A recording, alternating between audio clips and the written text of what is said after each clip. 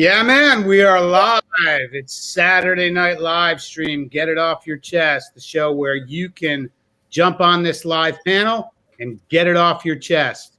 We got a lot to talk about tonight. There was a video that was dropped on 21 Studios tonight. I don't know if anybody had a chance to see it. I will put the link in the description of the video. I haven't done that yet, but I want everybody to check it out. So, but first, let's go around the panel. I'm Tony Bruno. I am your host tonight. Thanks, everybody, for watching.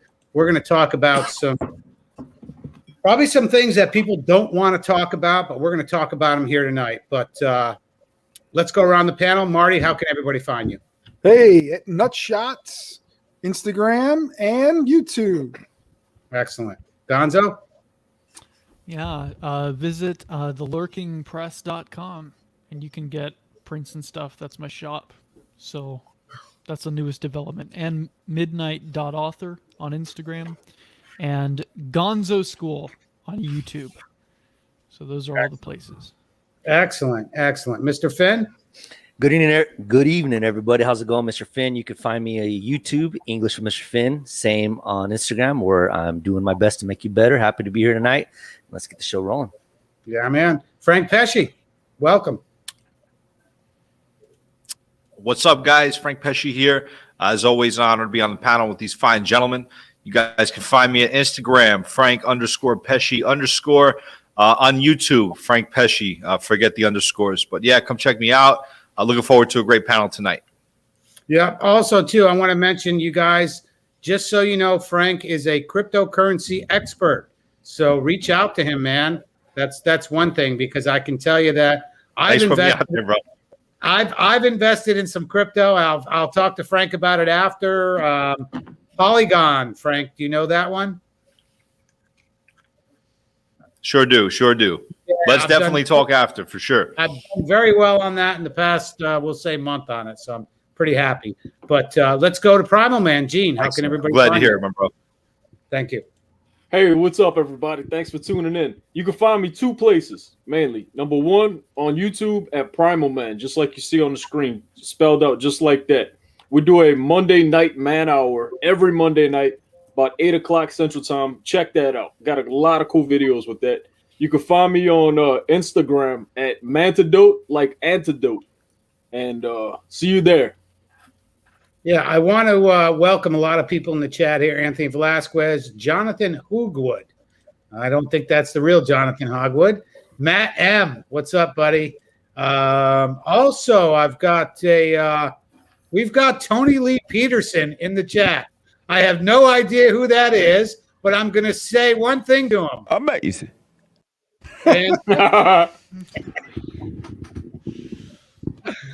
Anyways, I have no idea who that is. I have an idea who that is, just so you know. But I do want to recognize him and say amazing. And so anyways, all right. Well, let's start it off here. All right. I think what we'll first start talking about is 21 Studios dropped a video today. It's a 3-hour stream. If you guys haven't watched it, it was we'll call it a response video to Donovan Sharp and his channel from 21 Studios, Anthony Johnson. We had a stream about 2 weeks ago about being authentic. And authentic, again, we talked about it. To me, authentic doesn't always mean transparency. And to me, transparency is, there's a certain, I think we're all content creators here, and I think there's a certain level of transparency you can give to your audience. Like, to me, transparency is that, like, I'm not going to give out my address on the YouTube. I'm not going to give out a name of a woman I'm dating. I'm not going to. There's certain things you just don't do. I'm not going to reveal something bad about me that I think that I've put in the past, okay? But also, I'm the kind of guy where I don't have a lot of skeletons in the closet. Let's just put it that way. So if somebody was to search me, they ain't gonna find a whole hell of a lot. So I'm pretty happy with that.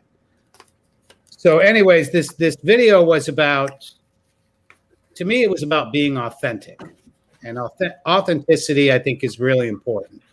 We're here tonight, guys, a group of guys, and I believe I've gathered a great panel of authentic men.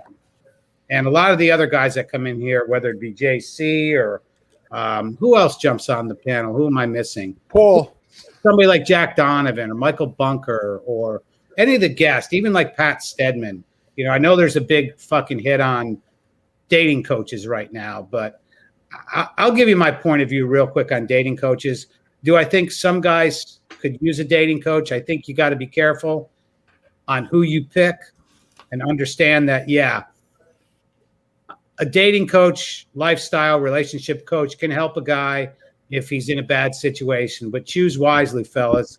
Choose wisely, man. That's all I got to say about that. I know a lot of black pill guys will disagree with me. Hey, that's okay. I get it. Okay. But I also have spent probably 14 videos of conversations with dating coaches and lifestyle coaches, all different kinds. But I did that so I could get their philosophies, okay, get their thought process on how they deal with their clients and just their philosophies on dating and relationships. But anyways, we'll go back to what we talked about, and that was the video, the response video from Anthony Johnson. Hopefully he'll jump on here and maybe give us a little cameo appearance. But it was a video about exposing someone. And I'm going to be honest with you guys. This kind of hits me hard because Donovan Sharp, I consider a friend of mine and always have considered him a friend of mine. But I also don't like the fact that if you're going to preach something to someone, now Anthony threw his balls on the line. Let's get real. I mean, who watched this today? I know Gonzo, you watched it. I know Matt, you watched it. I know Marty, you watched it. Okay, it takes a lot to throw it out there, but to me, it's a response, and it's a response because what happened is Donovan had done a video maybe a month ago or so, and it was kind of like an attack, and it was attack. And I'm going to ask you guys this personally, real quick, around the panel. We aren't all huge content creators, okay? But if somebody attacks you, what are you going to do? Let's start with Marty real quick. Well, I saw the video, and since I'm new and I have no relationship to Donovan Sharp, and I joined the red pill community and maybe the black pill community because I needed someone. He's a piece of shit. You know, he's taken hundreds of thousands of dollars from people that are looking for help, and he just took advantage. He's a piece of shit. He's not transparent. I'll be transparent right now. I fucked a fat girl within the last year. Okay? I'm being transparent. If you want to do a video and you have a picture of me with a fat Irish girl, I'm guilty. Guilty. Just okay, I'm going to put it out there. But, he's a real piece of shit because, he talks down to men. He rips MGTOW, and I have a great respect for MGTOW. There are men who've been really hurt, and they just don't want to associate with women anymore. And I could respect that because you're not hurting anyone else. If you do MGTOW permanently, that's tough. But if you need to go MGTOW for a while to get your shit together, that's fine. But he's a real piece of shit. And, then to find out he's dating an old woman, well, older than her. And, Okay, let me go back on this. I'm going to go back real quick. Is that when somebody's preaching, don't ever date a woman that's old. I'm going to make a statement real quick. I don't care about anybody and who you date. If it's your flavor, I'm okay with it. Okay. I'm not here to judge anybody. I don't care if your woman is overweight. I don't care if your woman is 20 years older than you. I truly don't care. And I'm not going to say if that makes you happy, but if you're compatible with that and that's what you want, that's the best to you. We're here to give you the best information we can. I'm not a dating and relationship coach. I've had some, I've got some experience. I've got some wisdom in my life, 58 years of my life. So I don't care what you do, but if you're going to preach to somebody about something, as far as I'm concerned, you fucking better be doing it. Yeah, And that's my point. all I got to say. That's my point. You know, I have no problem dating, like, you know, hooking up with a woman 3-4 years older. Am I gonna go into a serious relationship? No. Will I bang her back out? Yeah. But holy crap, you know, he's just a hypocrite, and it angers people. A lot of people were on the chat, paid him $800 to find, and it's a violating feeling.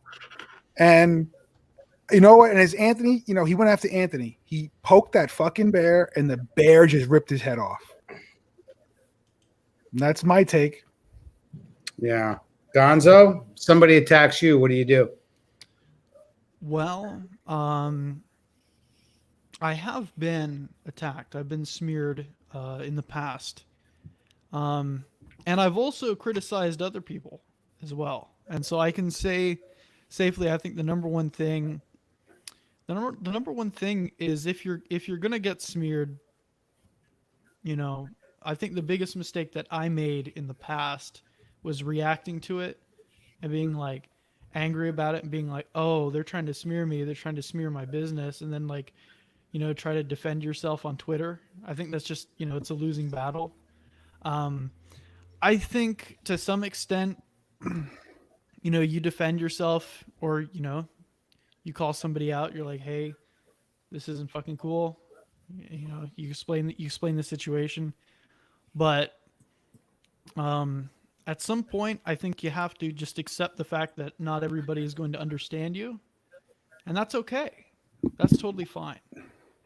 And you know, not everybody's going to be happy about what you're doing. And so I think, you know, speak softly, carry a large stick, as they say. That's pretty much what I have to say on that. Okay. Let's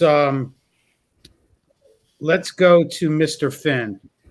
Somebody attacks you. What do you do? Well, Publicly. Now this is yeah, public. well, yeah, I got you. Well, first, I mean, I would see, like, it depends on who it is that's attacking me. I mean, if it's someone who like has a big following or carries a huge reputation, then I would have to kind of stand up for myself and make things clear. I personally am not afraid of any attacks because this whole topic of authenticity, I try to wear it as a giant badge. I'm a big believer in practicing what you preach. And I believe in my life as it is now and in my career, I have established a pretty solid reputation. So there are enough people that know, the ones who know who I am, they would probably see through the attack. Like, oh, this is just trying to knock me down a couple pegs. So depending on either who's attacking me or what the attack is would determine how I would react to it. I would either ignore it because I wouldn't want to just give any attention to a fallacy or something like this. Or if it were, let's say, attacking my integrity or maybe my family, then I would have to step up and make my case. But this is not something that I'm too concerned about, like I said, because I do practice what I preach. And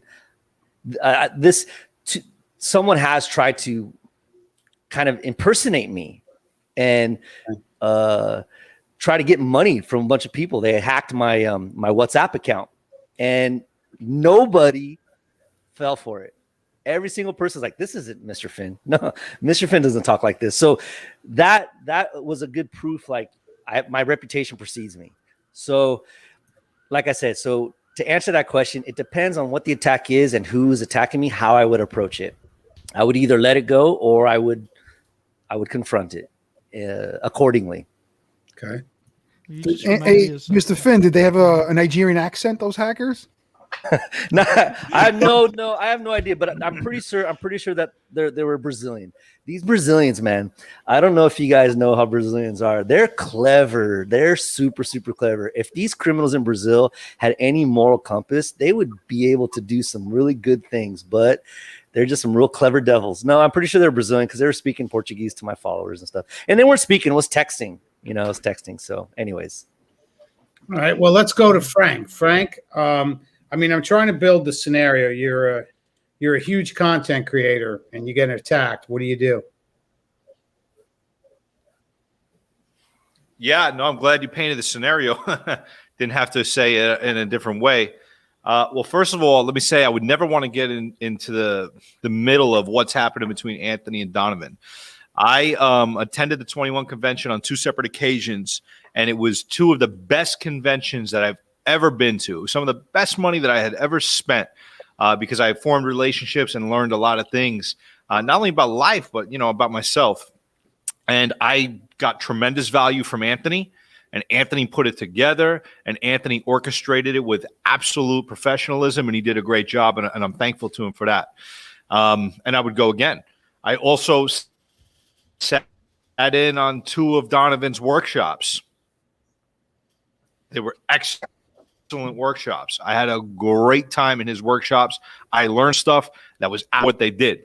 Now, directly to your question, if I'm a huge content creator and somebody attacks me, well, you have to look at yourself as a business, as a brand. So you have a responsibility then, if you wish to carry on your brand and control the messaging, to be the publicist of your company, of your brand, and to craft, shape, and distribute a message. And your message has to be better than the message of the person who's trying to come after you. So it's just like politics, right? Whoever has the best message, whoever comes off most sincere, whoever comes off most credible, whoever comes off less shaken than the other guy is going to be the one that ultimately is going to come out as the victor, so to speak, if anybody's actually keeping a tally of what's happening here.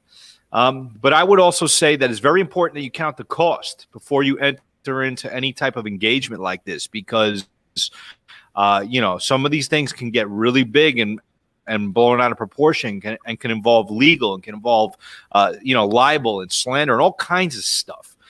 So I would say count the cost, make sure it's a battle that you're willing to have, make sure it's worth having, and make sure that you strategize exactly how you're going to go about it. And if you decide that you're going to engage, make sure that you win. That would be the way I would handle it. So you're saying pick your battles. Mm-hmm. I mean, that's a good way to summarize that, is pick and your battles. Win your battles.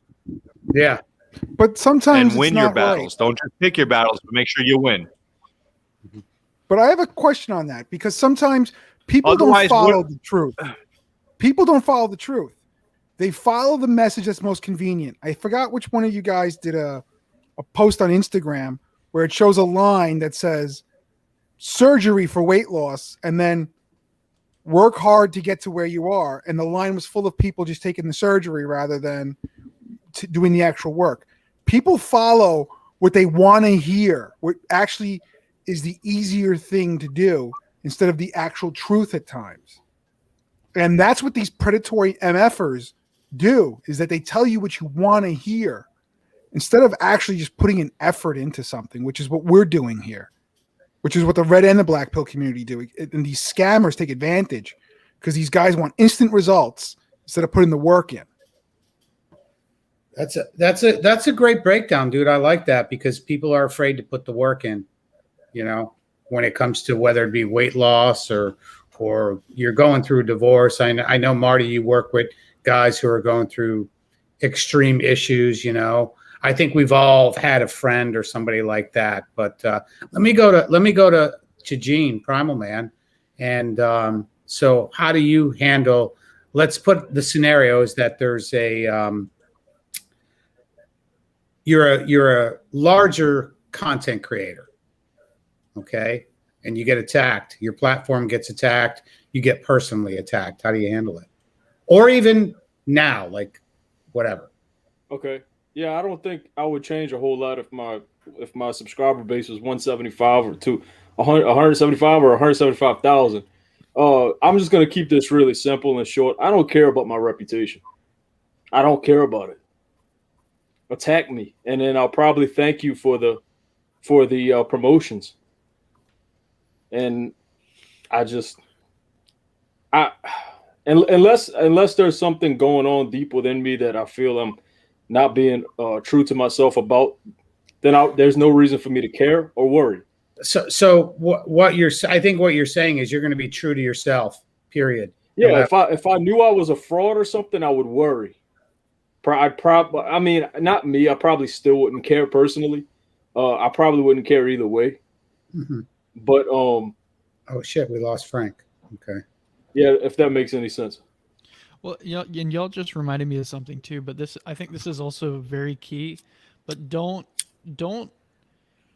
I mean, that's the thing. Like I said, people are gonna like misunderstand you. Like that's just kind of that's kind of the name of the game when you're just, if you're a public figure, if you're out on the internet, whatever the case may be. Yeah. But don't like if somebody is making a serious accusation of you, obviously don't let people go around don't say anything about it.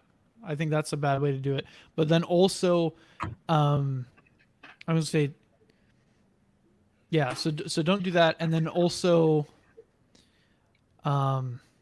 I had a brain fart, so I lost the second part. But basically, essentially, just don't don't let people create something false about you and then just roll with it or just think that it will blow over. I think it's fair to I would let address them. it. I would let them do it Well, just for shits and giggles. Yeah, I think- invite it. If someone's Yeah, gonna take the time to do some stupid shit like that, I would let them Mhm. do But you it. got to remember, a lie can travel around the world before the truth even starts at the finish line. Oh, I know. I'm thinking specifically of something like I'm thinking of something like Vic Mignogna. Mhm. Like, you guys know what I'm talking about. Like, I don't even know if that's actually gone through court yet, but that's a situation where like something serious has happened, and this guy is actually, he's going through the legal process, and I think he came out with an official statement and everything, and I think that's good. Yeah, so I think you just don't harp on it. Obviously, don't react to it. But yeah, and that's the other thing too. Just it's not.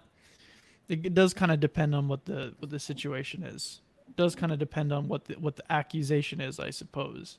But yeah, no, people do care about their reputation too much. It's a bunch of nonsense. Yeah. To answer your question, I'd probably just thank them for the promotions.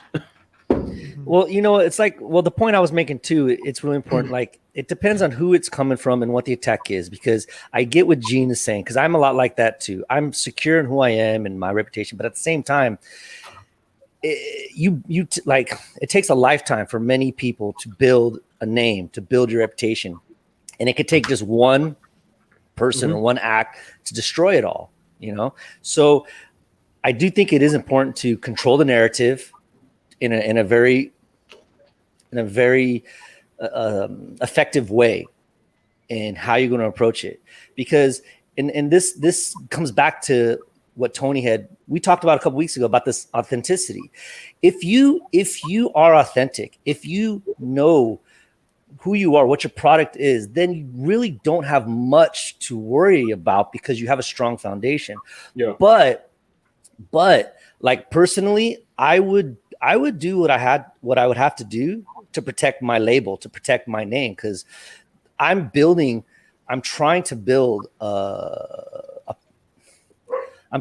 something off of my name. So it's really important.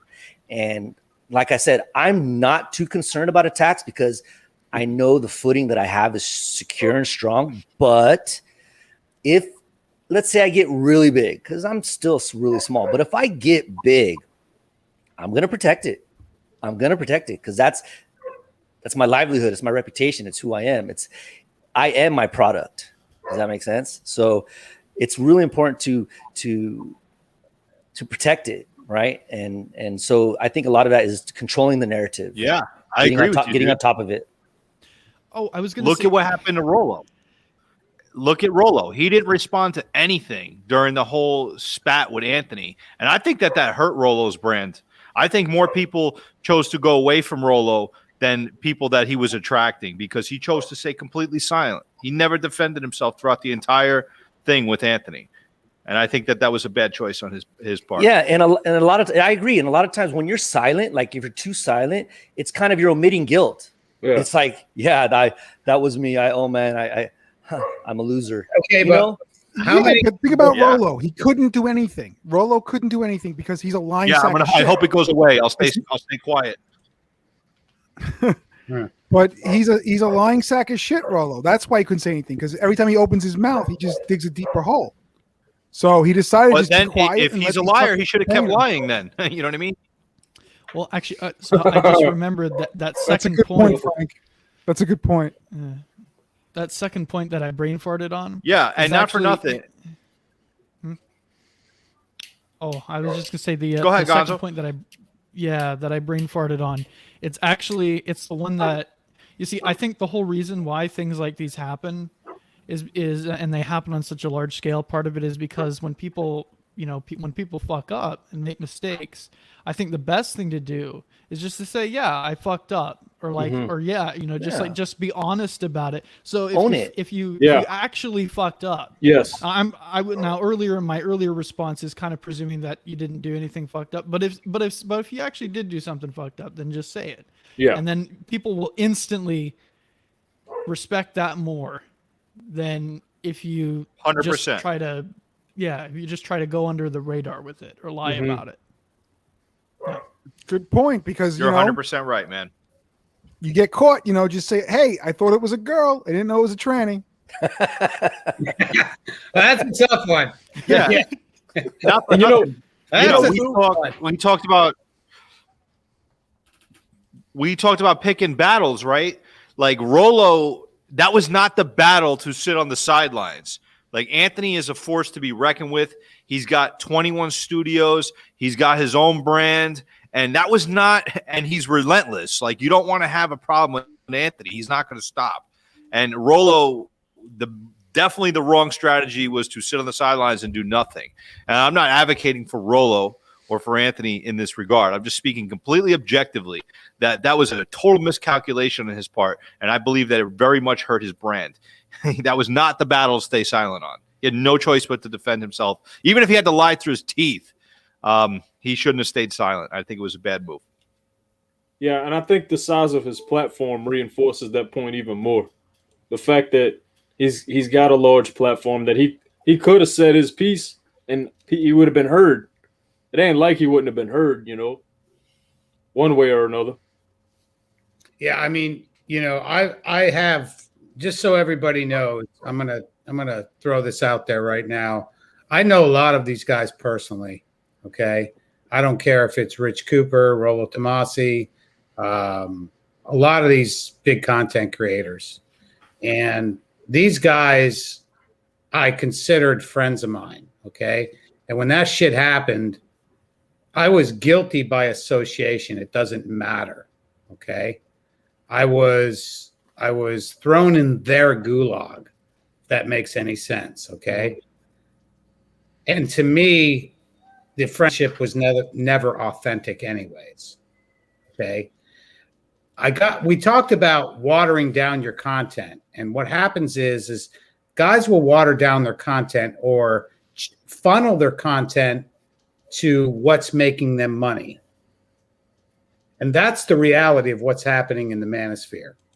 You're preying on weak men. And a weak man is a guy who went through a fucking divorce, who has been through a hell of a breakup, who has been through all sorts of crazy crap. And we can say, you'll hear feminists or other, fucking meatheads say, oh, you're a weak asshole or this or that. No, everybody's been there at least once in their life. I don't care if you're 22 like Gonzo or 58 like me. You've been there once or twice in your life. Mm-hmm. And hitting that weakness up for the gain of dollars, to me, is you're going to pay. You're going to pay one way or another. You're going to pay in the afterlife, or you're going to pay on this earth. And to me, it breaks my heart that guys, you know what? Fuck it. When I heard Donovan say, you guys got your stimulus checks, okay? Stimulus checks are in. Spend $697 on womanese. Are you fucking kidding me? That's a fucking predator. A stimulus check for some people is something to help you pay your rent, pay your bills, not to buy some bullshit course that his woman probably made up or they contrived or stole it from somewhere else. To actually make that statement pissed me off. I don't believe we should have got stimulus checks anyways. But to go ahead and prey on a guy that might have gone through a breakup through this pandemic bullshit and these lockdowns, and to take $700 that could pay his rent or do something, he could do something good with it. Are you fucking kidding me? I hear you, Tony. Listen, you know how many guys that are going through divorce with kids are on the verge of homelessness, where they need to stay with a relative at first? Do you guys see that? And this piece of shit is asking for your money while you're on the verge of homelessness. Do you guys see the predatory fucking angle there? To mention the fucking stimulus check. And let me take half of it. So I can teach you when a woman says, I'm going to be 5 minutes late. What she really means is she's getting trained by 12 guys. You know, come on. Give me a fucking break.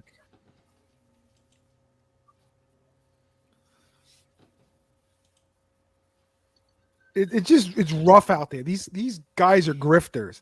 And I know you're friends with some of them and you're going to hold back, but I'm new to this channel and I make no money.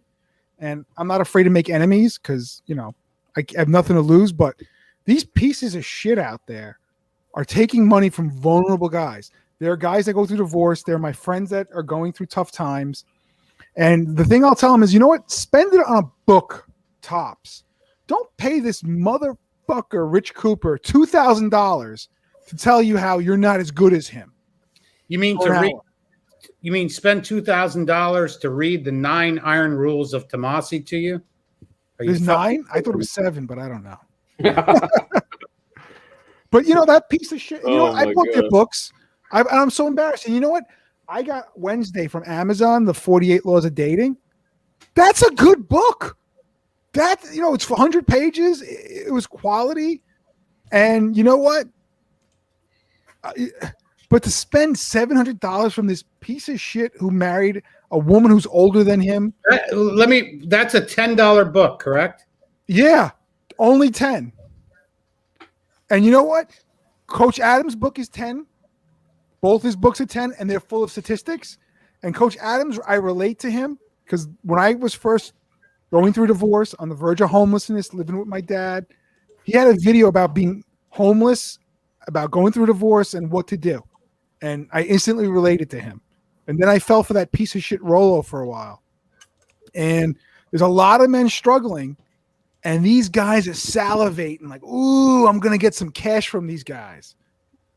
It's enough's enough, man. Yeah, and that's really bad too. And to be predatorial like that, you got to like really have no soul. I mean, because I've been through divorce, I've been homeless, and I know what it's like to try to find, I don't want to say comfort, but maybe some security in a group of guys or a couple guys that can relate and help. Because it's what, I mean, I don't know if you guys have experienced this, but to be alone in another country, no family, so like it's easy to see how someone can be a predator and attack.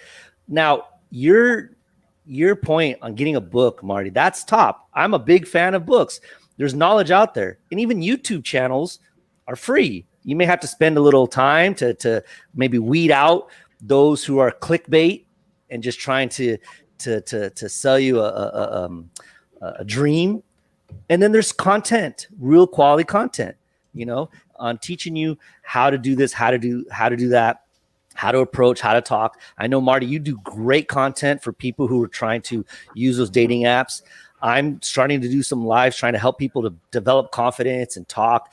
So there's free stuff if you could find it, if you're able to discover it. Because like I said, it's maybe hard in the beginning. But if you're diligent, you can do it. And then a book is great, but to spend hundreds of dollars on someone for that personal attention, I personally wouldn't do it. I just want to say something. The same guys that are getting scammed by these programs, and I'm not saying all of them are scams, but most of them are scams in my opinion. they're the same guys getting scammed on dating sites. So they're getting scammed by everybody. And so maybe I get the idea of going to the head of the snake, but we got to hold these guys accountable for the stupidity that they're doing. Like I said, they're getting scammed on Tinder, and they're also getting scammed.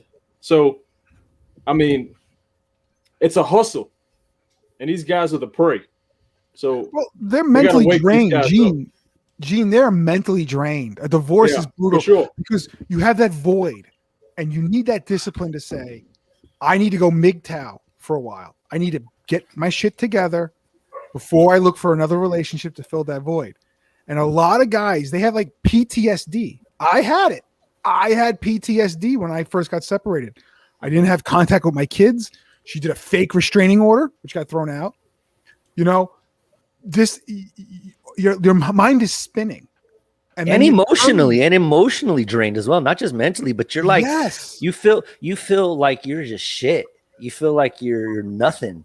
You have no value, and so you become an easy target.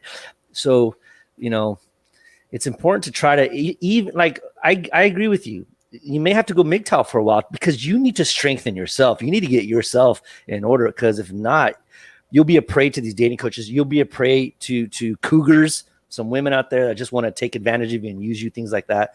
So if a man finds himself in a situation where you were in, where I was in, you know, divorced, alone, and you gotta just focus on you and try to get yourself connected to someone authentic. And I know that's hard to do, especially when there's predators out there. And I don't know, you need discernment.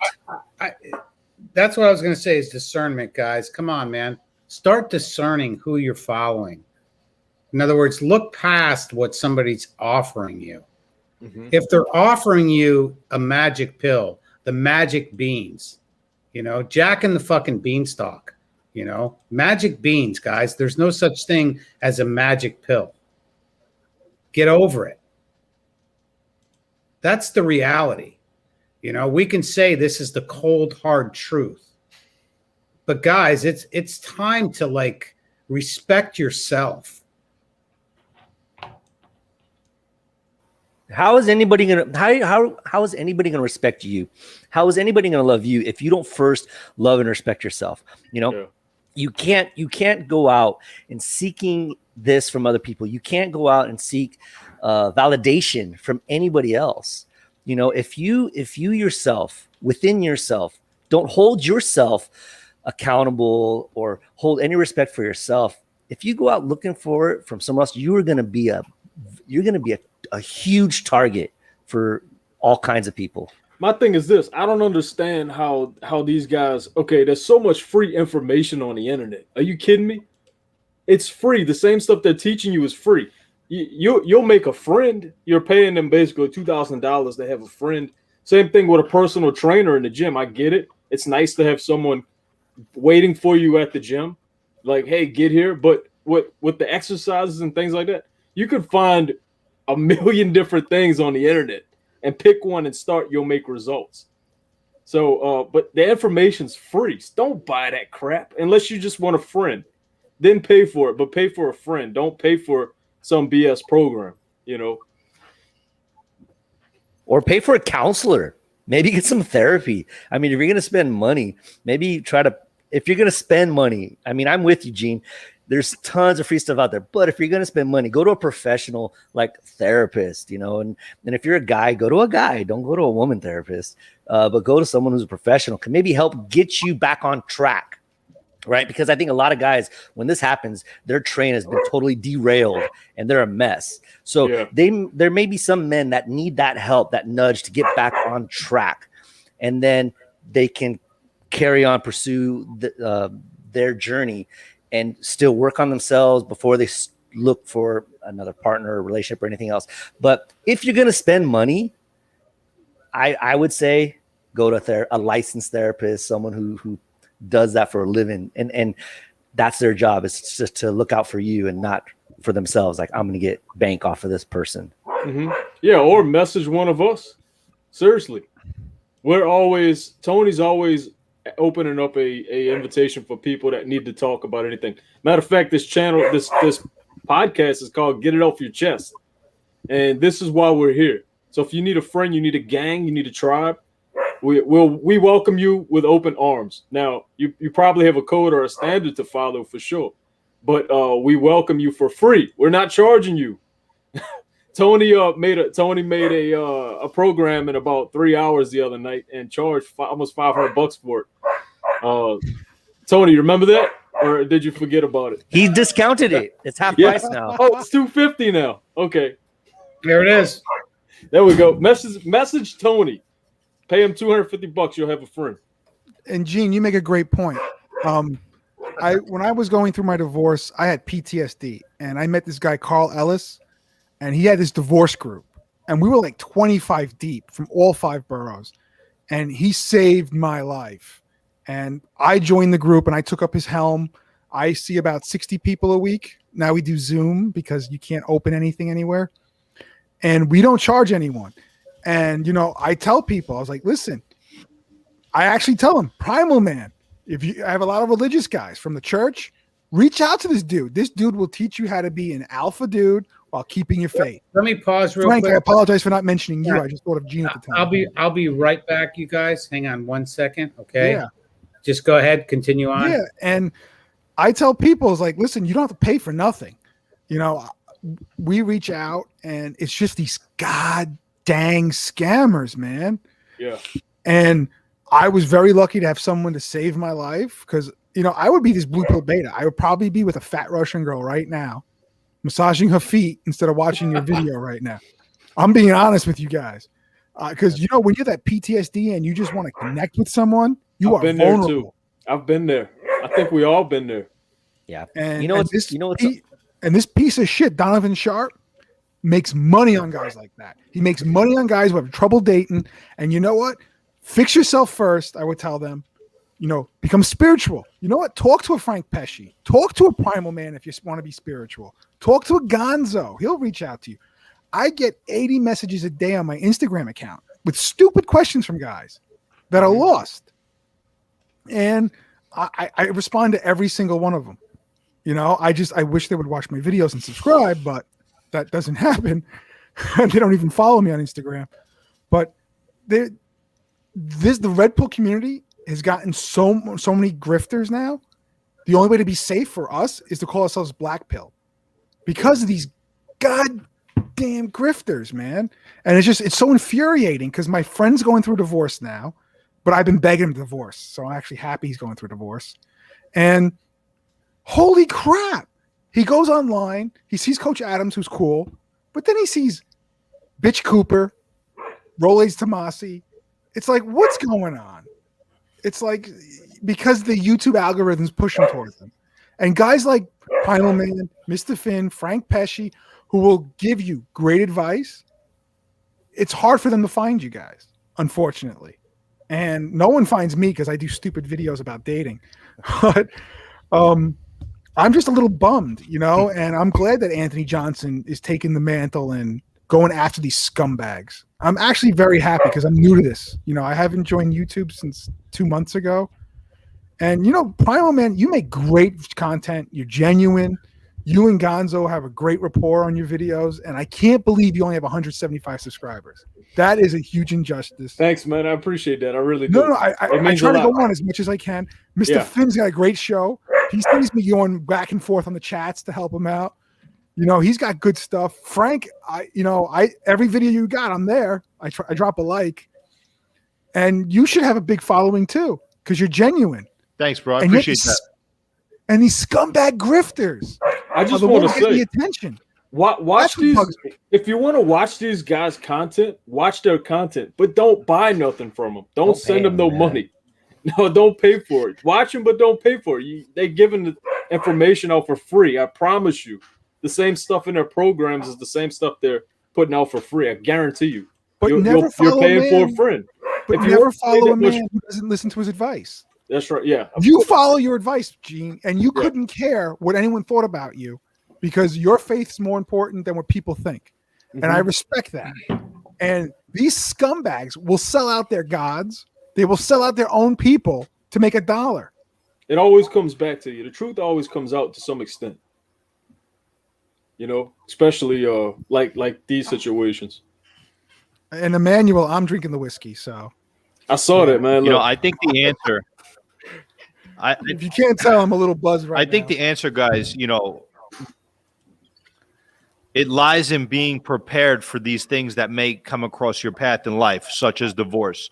You talk about PTSD. You talk about how terrible it is to go through divorce. And I haven't been through divorce, but, you know, I watched my father go through it, and me and my brother were right there with him. And when my parents separated, my brother and I chose to stay with my father. So I saw what it did to a family. It's devastating. It's terrible. It's not anything that any man should go through. But the reason that happened to my father, and it happens to a lot of men, is because they took it for granted. They never expected that it could happen. He wasn't on his post. He wasn't there to stay ahead of it. He didn't have side projects. He wasn't creating a high value, you know, individual in himself. Where, you know, that attracted attention, where that attracted appreciation. My mother took him for granted, and when it was all said and done, she ended up leaving. You know, my father today is doing great, thank God, but it was a hard time for us. So I would say it's really important for men today to get woke and understand that anything could happen at any time, and you shouldn't take it for granted. And because of that, you should be able to stand on your own 2 feet at any time, no matter what happens. If you lose your job, you need to be able to stand on your feet. You need to be able to have savings. You need to be able to have a plan. If your wife leaves you, you need to be able to stand on your feet. You need to be able to have a plan. You need to be able to articulate your value. If you lose a child in life, something terrible happens to you, you need to be already thinking about these things so that it doesn't crush you in the moment that it comes. We should take nothing in life for granted. We should be preparing ourselves for these things, because eventually in life, we're all going to encounter something that could potentially wipe us out. And if we're not positioned to stand in the face of that and be able to recover from that, then it could destroy us. You know, so in regards to that, you have guys out there who are selling programs, who are monetizing these terrible tragedies that are happening in men's life. And you have to ask yourself, how are they able to do that? Because men who are getting knocked off their feet by these terrible events in life, they look out in there, they say to the marketplace, what could solve my problem? What solution or outcome am I actually looking for? They type these words in, they find that on YouTube, they go somewhere and they say, wow, this guy sells a program specifically for the desired outcome that I'm looking for. I'm willing to invest the money. So, you know, we have to understand that people will pay for what they want, and somebody will always be ready to sell it to them. I think the real value and the real medicine lies into helping men get prepared to be strong before they encounter things in life that could otherwise break their back. So when they do encounter those things, they can do the things like you guys are saying, you know, make themselves better, figure out what's going on with themselves before they try to go out there and start dating again, before they go out there and spend money on things that is going to waste their time or waste their energy and all this stuff. You know, we have to plan. We have to have contingencies. We have to put ourselves in a place to know that no matter what in life, we're going to get attacked somehow, some way, and we need to know that how we're going to respond to that. So, you know, I get it. I understand where the gripe lies, but ultimately, you know, my point that I would drive home is that people are going to procure the outcome that they are looking for, that the free market presents them. So if it wasn't these guys, it would be somebody else. So my point again is to consider the things that can happen so that you can be ready for them beforehand and figure out what's important to you now. What are the lines in the sand that you're willing to draw right now? So when that line is crossed, you're ready to deal with it. Yeah, that's it. Like, what's the hill you're ready to die on? And what you said, Frank, is spot on. It's something that I'm in a campaign right now, Men of March, 31 DTM, and something that we're doing. And I think all men should practice this negative visualization.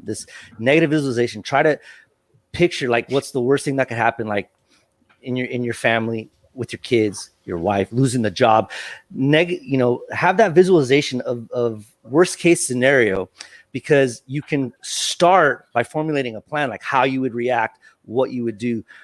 So God forbid, if something like that ever were to happen, you have already kind of forethought that. What can you do about it? But not a lot of people do that. Too many people nowadays are just too plugged in to instant entertainment on their phone and wanting to kind of drown out their sorrow, their pain, their emptiness with stuff of no value. It's like junk food. You're filling yourself up. You feel full, but then you're shit. You're just like, you have no nutrition, no strength in you. And it's the same thing for our mind. If you're just putting garbage in, it's nothing but garbage in, garbage out. So that was a solid point there, Frank, about having to visualize these things beforehand so you can be more or less prepared. I've been listening, I was away for a couple minutes here, but I've been listening. And one thing is that complacency. Guys get very complacent. Okay. You get so complacent in your relationship. Okay. Which is I'm about ownership, extreme ownership right here on this channel. And that's big to me. Own up to what you did. Okay. So a guy gets complacent. I get that. But let me ask you guys a question. How do you deal with a guy that thought he was doing the right thing and he's blindsided completely? That guy is demoralized. He is as low as it gets. He's going to be like the guy that is going to put a gun in his mouth and just pull the fucking trigger. So how do you reach out to that guy? And all of a sudden, there's this content creator with a magic fucking pill. He's going to make all your dreams come true. What do you say to a guy like that? Oh, Tony, man. I want to jump in because I'd see this a lot. In New York City, we have this hospital called Zucker, and it's one of the top mental institutions.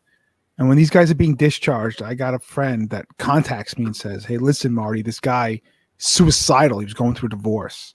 Could you talk to him?" And, even though I have a full 9-to-5 job before the pandemic, I would make time to meet this fella, or one of my friends would. Sometimes we'd take him out to a bar. We would take him out on a Wednesday, Thursday night. We'd sit down and say, "This is the map.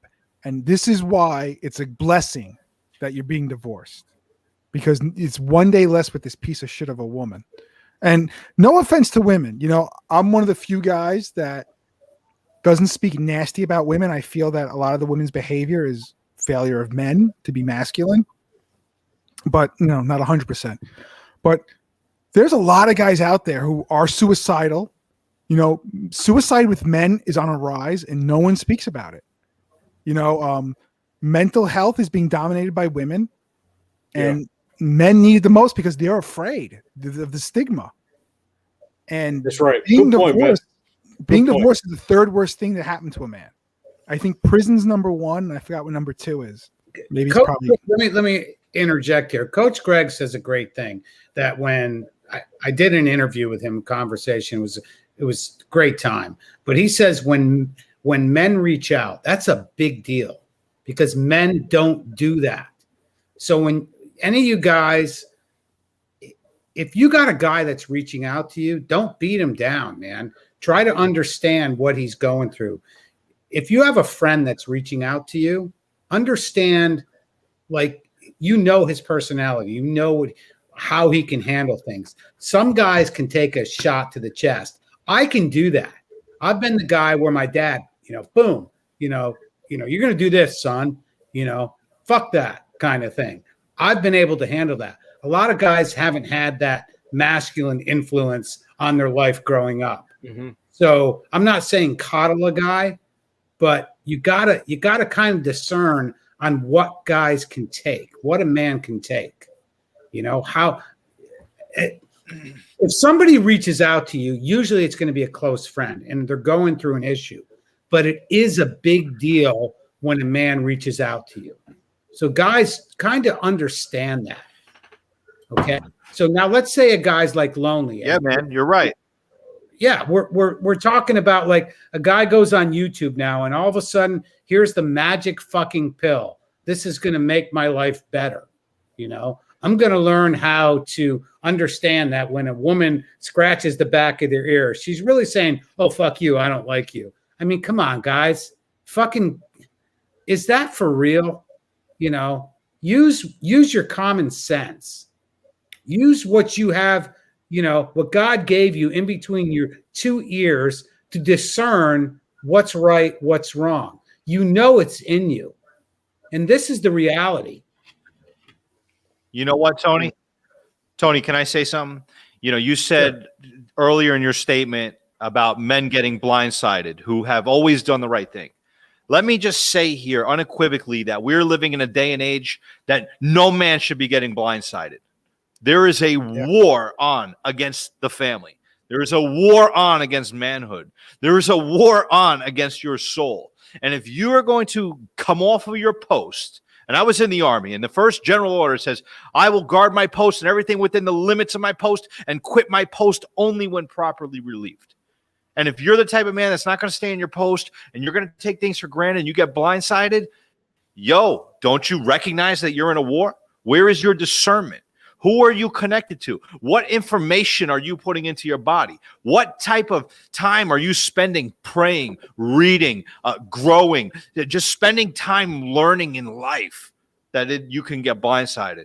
I think we're living in a day and age that nobody should be getting blindsided. People need to understand that you exist. You're made in the image of God. All these things, family and everything that exists around us that is good, there is an attack against it.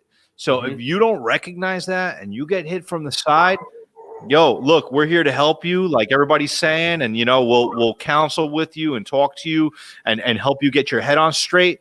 But first thing you need to know is that there is a war on. And if you can't be aware of that, then you will become a casualty. There is no luck of the draw out here anymore. Everything is very intentional. Mm-hmm. Yeah, I'm really digging this tonight because I'm seeing so much passion in 6 guys on the panel right now. I'm seeing a lot of reaction or response to what's going on right now. And to me, that's really important. You know, we're here as my channel, you know, it's morphing into something. And I'm gathering information from all my panel guests and from all the people in the chat to create something that's valuable. And to me, that's important. It doesn't cost anything to come on the stream tonight. In fact, I'm going to drop the link in the chat. So if anybody wants to come on and talk about something, I'm going to tell you right now tonight that you cannot have an avatar unless I recognize you. But I'm going to drop that link in the chat. If you want to talk about something, that's what we're here for. So I think bad, whatever, but I'm dropping that link. I'm going to pin it real quick to the top. So there it is. Click on that link, put your name in. If you have an avatar, you might have a tough time getting on tonight unless I recognize you from other chats or whatever. So. And I want to emphasize that, like, seriously, if you find yourself at your wit's end and you don't know what to do, I would suggest come on. And I want to emphasize, like what Gene said, this is Tony's Get It Off Your Chest, and it's free. And I think you guys remember a couple weeks ago we had Dippin' on, remember? And I think the stuff that we gave him was more helpful than all the stuff he got that he paid for. I think that we really gave him stuff to think about. We planted seeds in there that he can actually take and implement in his life. And it was for free. You know, it was for free. So this Get It Off Your Chest is a really great thing that Tony Bruno does. And I would highly suggest that people take advantage of it. Let's welcome Emmanuel Godson. How you doing tonight? Hey, fellas, how's it going? Good to see you. All the way Emmanuel from Ireland in the garden shed. Awesome. I'm in the kitchen this time. I'm in the house this time. So yeah, and you shaved your beard. Unfortunately, let me say. Yeah, I shaved my beard. I had like an interview, like a job interview, so I had to clean up. You know. Well, good to see you. Go ahead, Frank, real quick. Go ahead. Oh, shit, we lost Frank. But Emmanuel, anything you want to get off your chest tonight? Get off my chest. There's a couple of issues, but it's with Irish nationalism. But yeah, no, I just want to drop in and say hello because you were very kind to have me last time. So I'm glad to see you are keeping this thing up and building solidarity. You know, it's a good thing to see. Okay, we Good got to see Frank. you, Emmanuel. Good to see you, man. Yeah, Yeah, I good. want some of that whiskey. You want some? You want some of this? It's that cinnamon whiskey. You drink it? What fire whiskey is it? Well, Yeah. I've Tennessee got one Fire. right here myself. What have you got? Fireballs. I got the cheap Fireballs, shit. isn't it? Wild I got, turkey's not so I got bad, the yeah. super cheap shit. Is that Scotch wild turkey? Oh no, that's American, isn't it? Sorry. That's bourbon. That's crap. Yeah. A nice Scotch is nice now. Mm-hmm. But they say, I was saying in the chat, Japanese whiskey is very nice. It's very smooth, apparently. Well, let's get back on the topic, guys. So what I think what we're diving into tonight is for men to be authentic. Hold yourself accountable. There's a lot of different things that we can talk about tonight, but I think this all dives back into the weakness of a man when he's hurting. Okay, so let me ask you a question, Emmanuel. When you find yourself weak, who do you reach out to? Who do I reach out to? Well, I probably sound like a mother's boy, but the only person I really have any meaningful relationship in life is my mother. You know, she's my advisor. She's the old one with wisdom. You know, and she'll tell me when I'm going too far or taking things too far. But I don't. I have male friends now. There's people I talk to, but there's certain things that I would never talk to them about that I would talk to my family about, maybe. You know. But I'm estranged because of difficulties I've had in my past. I'm kind of estranged from my family, so I'm a little bit of a loner. You know, you have to watch the quiet ones. You know, who would I reach out to? I wouldn't. I think on principle, it's very important that you do reach out. You know, a lot of men, these hard men, they say, you know, I'm a hard man and I'm made of nails and everything. They have mental health issues too, you know, that need to be taken care of. Mm-hmm. And if you ever feel like things are getting too much or you're constantly stressed all the time, you need to talk to somebody. It's so important, you know, so important. Even I don't care how you could be General Patton, you know, like the hardest man in the world, and you're gonna need somebody to talk to. In my case, right, I have to revert to being a mommy's boy because she's the only one I have. But I mean, it's better than nothing, you know. Well, you It's, got us. You got us, Emmanuel. Yeah, well, I do now. Yeah, I'm going to pester you now every Saturday. You can always text the Mescalorian. Yeah, but I think it is. I've learned the hard way. You know, I've had my sanity taken away because the stress got too much. You know, I know what it's like. So there's men out there that they won't say a single word, like cold and as hard as nails, and just one day they'll go up to their bedroom and hang themselves dead. You know, it's a terrible fucking thing that's happening to men. You know, they got children and a wife downstairs, and because things are getting on top of them, they don't know any way out, and they've got zero advice.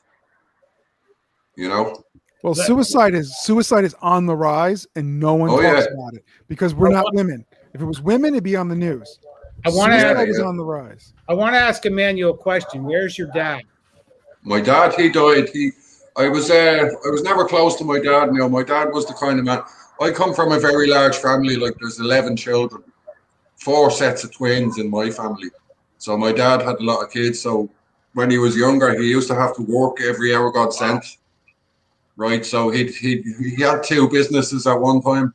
Yeah, he was a carpenter, and he would work every hour God sent in his youth. Right, but then he'd come home to a house full of screaming kids. That his only downtime, his only time to relax after work was to go to the pub. So I never really seen him. So, yeah, so like I never had a really strong relationship with my dad, but he died of emphysema. Now the cigarettes got him in the end. Like I love the man and everything. I'm not dissing him, you know. I still love him and all as my father, and I respect him. But we didn't have a relationship kind of thing. I think because I was on the younger end of all the children, that he was a bit too old and tired to be doing all that young man stuff with the children, you know. I gotta ask, because you're Irish, how many brothers and sisters do you have? I've got how many brothers? 7 brothers and 2 sisters. So 9, 10, 11. There was 3 sisters. I lose count because the numbers keep going down. When did your mom's uterus fall out? What? When did your mom's uterus fall out? That was normal in Ireland. Large families, like 10, 12 children, you know. That was normal. Like Grown up in the 60s, 70s, and 80s, like people had the bread like rabbits, you know, because the church had such a grip on society that they were against contraception, you know. So, but like my mother had it all. Like we had 4 sets of twins, you know. I'm a twin. Oh my God! So like you can't feed them after midnight. Well, when we were born, when me and my twin were born, my mother made it into the local newspaper. She was famous for a day for having so many twins. Yeah. Oh my God! I had 2 kids and I just cut my sack, man. I couldn't. I don't know how you did 11. Jeez. Well, yeah, it was a difficult upbringing. Like it was kind of in a bit of poverty because we were struggling with there was an economic downturn. There was a blight in the 80s. There was a hard times in the 80s. And but it was a tough upbringing, but there was love there, you know. We had love from the mother and that, so we're very lucky. Well, we're lucky to be alive, brother. You know. You know what? You survived, man. Just pat yourself. You did what a lot of people couldn't. A lot of people couldn't, yeah. I mean, in the old days, like the kids used to drop off one by one, you know. There's photographs of bunches of kids in the street, and like half of them would be dead by now, you know. Because they never made it through poverty, all the traps that are set up. But yeah, we're lucky. Thanks be to God for life, you know. It's an interesting thing. Yeah, definitely. That's right. And what's going on with the Mascalorian? He has been quiet, man. Yeah, I'm going to go to Anthony. Anthony Velasquez, the Mascalorian. Anthony, what do you have to say to a guy that's going through an absolute terrible time? What do you have to say to him? You talking about me? Yeah. Yeah. I mean, it's funny. Yeah, you got a new I got camera. you, bro. I heard you. You have some great lighting, or you got an iPhone? I don't know what it is. Oh, it's daytime over here. It's daytime here. Okay. Time change. Yeah. Daylight savings. Yep. Yeah. Don't let him fool you. That's the stage set lights. Yeah, it's God's lighting. He thought it'd be a good idea to me show up real nice today. So, yeah, hard time. I mean, I think what your brother has said in his some of his videos is really good. You know, you gotta get yourself working out. It could be walking, doing push-ups, and these kind of things. Getting good sleep, getting good food, drinking water, and these kind of things, and get yourself busy doing stuff. If it's work or helping somebody or chopping wood, some damn thing, man. But get your mind out of the bullshit. You got to do that, and because thinking about bad stuff all the time it's not going to make you any better. You got to get out of that mindset. So that's what I would say. Yeah. Have they opened up anything in California yet, Anthony? Oh fuck no, man! They're trying to double up on this shit, man. I don't know if you guys know it, but JC, I'm a 1-car family, so I take the train to work. It's not too far from me, but now they're starting to like have extra signs about wearing masks and bullshit, like for after a year. And they're just starting this shit now. It's like, the fuck, dude? I mean, this thing is over with, dude. It's over. Give it up. New York is open now.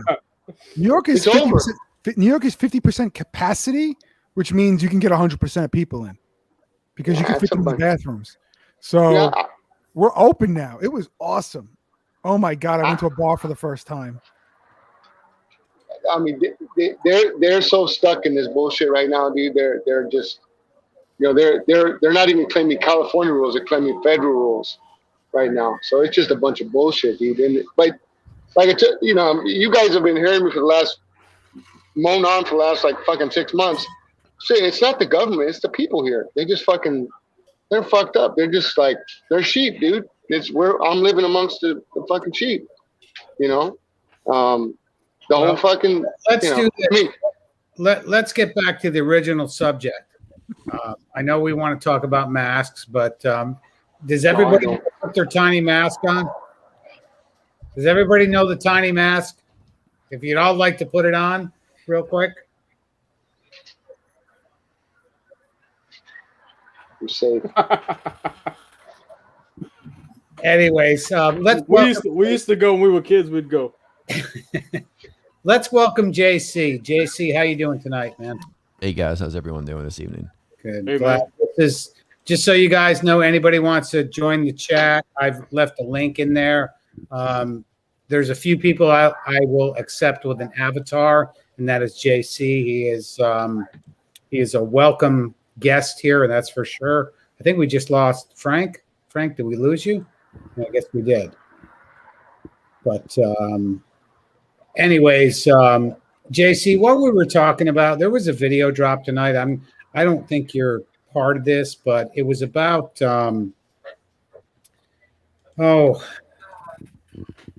can explain this for me easily? How about Gonzo? Gonzo, explain it.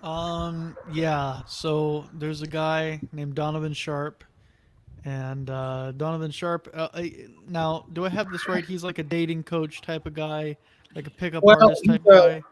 I think his thing says a red pill coach for life and dating. He's kind of like MGTOW almost, right? No, He's, he doesn't. I don't think he. No, he definitely doesn't align with MGTOW. He preaches masculine frame. Well, I thought his whole thing was that he's kind of one of these guys who, he's like he kind of encourages staying far away from women, not really getting near women. And, part of the whole hypocrisy of what happened is that Anthony Johnson just exposed was that he got married behind the scenes. Or actually, well, he's against marriage. He's against marriage. He's like, oh, don't get married, yada, yada, yada. He has all his reasons, and he got married behind the scenes. So he's a giant hypocrite. And the guy, I don't know, he sells courses, right? He sells courses. It's brutal. There's a whole bunch of all this stuff. There's more to it that Anthony exposed, obviously, in this video, but that was part of it. Basically, to give you the summary, this guy's he's just a giant fraud. Can I ask a question? Gotcha. Do you guys ever plan to meet up in real life and just have a get together? Of course. That's one of the plans. Yeah. In fact, I would encourage anybody to. You guys really want to do the best meetup there is, and that's when the 21 convention tickets come out. Get your tickets, and that's going to be in October, the end of October this year. Emmanuel, if you come, we're going to hang. Yeah. You come to 21 convention, we're going to hang, man. I don't think I'll get past customs in America. The amount of hate speech I've done on Facebook, they wouldn't let me in the country. You'll be just fine. You'll be just fine. Right. But so yeah, just be me and Anthony and Carly hanging out. That's going to be I'd love to come. I'd love to go on a vacation, just on like a communal retreat with you guys and get off my face. No, that'd be brilliant.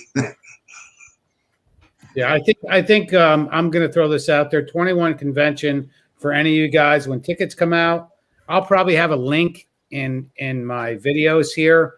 So buy your ticket through my link.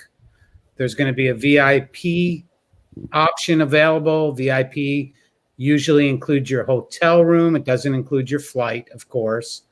But there's a lot of advantages to getting a VIP ticket. And it will be the time of your life. Trying to think. I'm looking on the panel. Do we know the dates? Yeah, it's going to be, I believe it's going to be October 21st. So 21 convention, the 21 Hell summit. yeah. Will be on I'll be there, I think. October. So And it's going to be something that you guys, if you've never been there, and to hang with your favorite content creators, actually chill out and have a drink and dinner with, I don't think Elliot Hulse drinks, but to have dinner with Elliot Hulse and have a glass of wine with Jesse Lee Peterson and have dinner with some of these guys that you guys look at on YouTube. is it in Florida again? Oh yeah, it's going to be in Orlando. Yep. Nice. Hey guys, if you're in the chat, me and Anthony going, hang with us.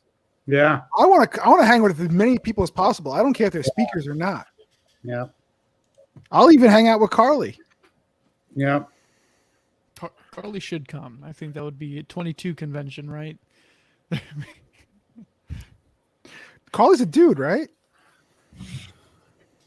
Yep. You can. Yeah. There you go. Meet Stefan and ask him about his Jay Dyer debate. You could do that. If Stefan Molyneux is going to be there, you guys just understand that this is an incredible event. I mean, Frank Pesci, you've been there, what, twice, 2 or 3 times, I believe? Yeah, 2 times. 2 times. Yeah, we think it was 2 And- times. Yeah, it was great. I would definitely go again. I'll tell you who'd love to go, Bill Burke. He'd fit right in. So, but when tickets come available, you guys, I'll make sure I have a link in my videos here. I'll put a link on my Instagram or whatever. But John Boston says, when is the event? The event's going to be in October. So you guys just, man, I'll tell you what, it's going to be early when you buy your tickets early too. They're going to be, usually they're a buy one, get one free. So you're basically going to pay half price. So, the later you buy them, the more expensive, the closer it gets to the event. But I know Frank can tell you it's unlike anything you guys ever been to. So Yeah, join. I want to hang out with That's a John, fact. That's a fact. Matt. I don't care if you got a tusk come out of your mouth with it protruding through your skin. I'm going to hang with you guys. it's going to be a good time. It's a good time. I'm looking forward to October. So, but Matt, we're going to hang. as soon as it's available, I will drop the link in the description of the video. I'll have other ways where you guys can do that, but I'll make sure it's available to everybody that's watching. So let's, Carly, there's also an event for women. It's called the 22 Convention. So make women great again. That's what it's about. So, and it's not a knock on women, trust me, guys. So, but anyways, let's get back to our original topic, and that is we'll call it the fraudosphere. So Anthony said we're having a manosphere. I mean, guys, we'll go around the panel. Anybody wants to jump in on this? How do you guys discern? In other words, how do you tell a guy that's going through a shit breakup, a divorce? How do you tell him to discern the content creator, the person he's looking for the answers? Does anybody want to jump in? How about Frank? Yeah, well, it seems like a lot of guys on this panel have been there, so they're in a better position to give them advice right off the bat. And of course, I have my own experience too about which direction they should go rather than not go. Like if you're coming fresh out of a divorce, you probably shouldn't be looking, to get into the dating game right away. You should be looking to get back on your own 2 feet, make sure that your perimeter around you is protected, right? Meaning when you're weak, somebody can come in and take you out and finish you off. So you need to make sure that you can get strong again. You need to make sure that you're mentally tough. You need to make sure that you have a plan and a strategy that you're dedicated to. So people who have been through these things in life are in the best position to give somebody advice to say, hey, I know that you think that this is the right path to go, but let me give you my 2 cents and say that I think that you should consider this first. And then in that regard, you'll inevitably you're going to come across content that is going to speak to you, that is going to feed you for what you need for that season. All we do is consume content, right? I mean, not all we do, but when we're looking to get information, we're looking to become an expert on the subject, we have to consume content. So I think the key is to make sure that we're consuming the right content. And when you consume the right content, then you can discern which content creators you want to go to, or what avenues of approach where you want to find your content. So I think the most important thing, though, it comes down to making sure that you're consuming the right content, because you only have a limited amount of time. Your time is valuable. It is important. You can never get it back. We all have an expiration date. So I want to see everybody healthy and strong. There's a panel of great people that are on here right now that can all give you any guidance that you need if this is something you're going through, or if you haven't contemplated it before, contemplate the unthinkable now, because the unthinkable could happen at any time. Dude, I love what you just said. The unthinkable can happen anytime. And that's reality, you know. I mean, again, you know, we talked about earlier about being blindsided. And Frank, didn't you mention, was it Frank?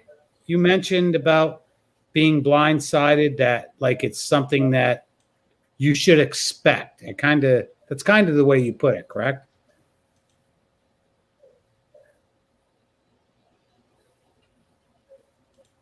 Yeah, living in a time where nobody should be blindsided. You need to recognize that there is a war on against your soul, against your family, against your manhood, against your purpose. Anything in life that's worth having, you have to work for and you have to protect. So nobody should be getting blindsided today. Statistically speaking, we are living in a very dangerous time. You may not think so. You may think that everything's all good and nice and everybody's wearing a mask and you're safe, but nobody's safe out there. There's a war on. Mm-hmm.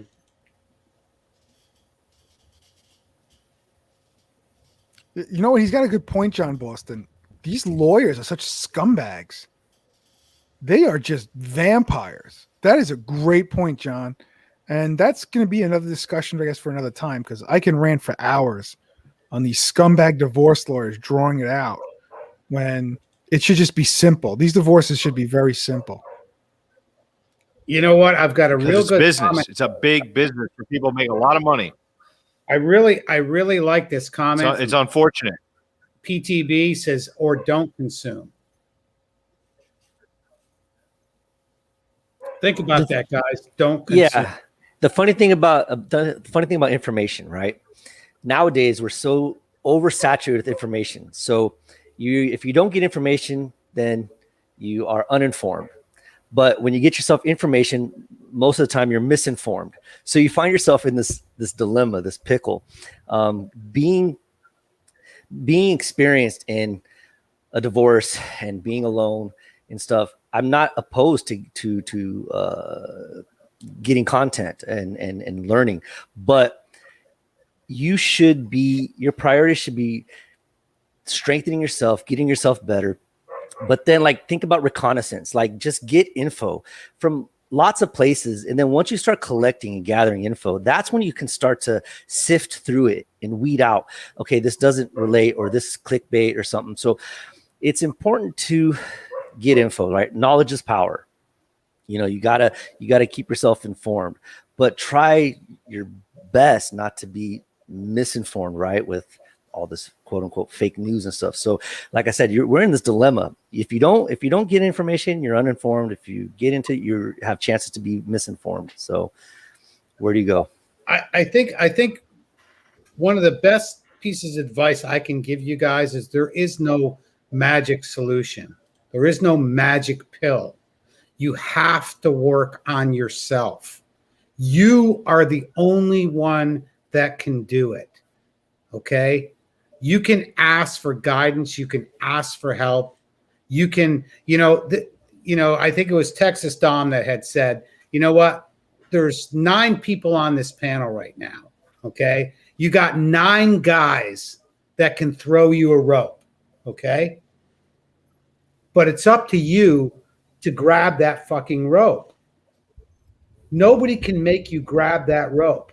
We're going to throw you that rope, but nobody is going to make you grab that rope and hang on. And you got to pull yourself out of it. And it's hard sometimes. We have all been there. I guarantee every guy on this panel has been there. I want to bring up something that I think would be an interesting perspective. Try this. Change yourself. Shave your head. If you have a beard, shave your beard. Like bring on the pain. Like get rid of the hair. Fast for like 3 days, 4 days. Just fast. Be with the pain. You're gonna suffer the pain anyway. Get out of your comfort zone. Get out of your comfort zone. Embrace it. Lean into it. Don't shy from it. Lean into it. We men, I think conflict strengthens us. Mm-hmm.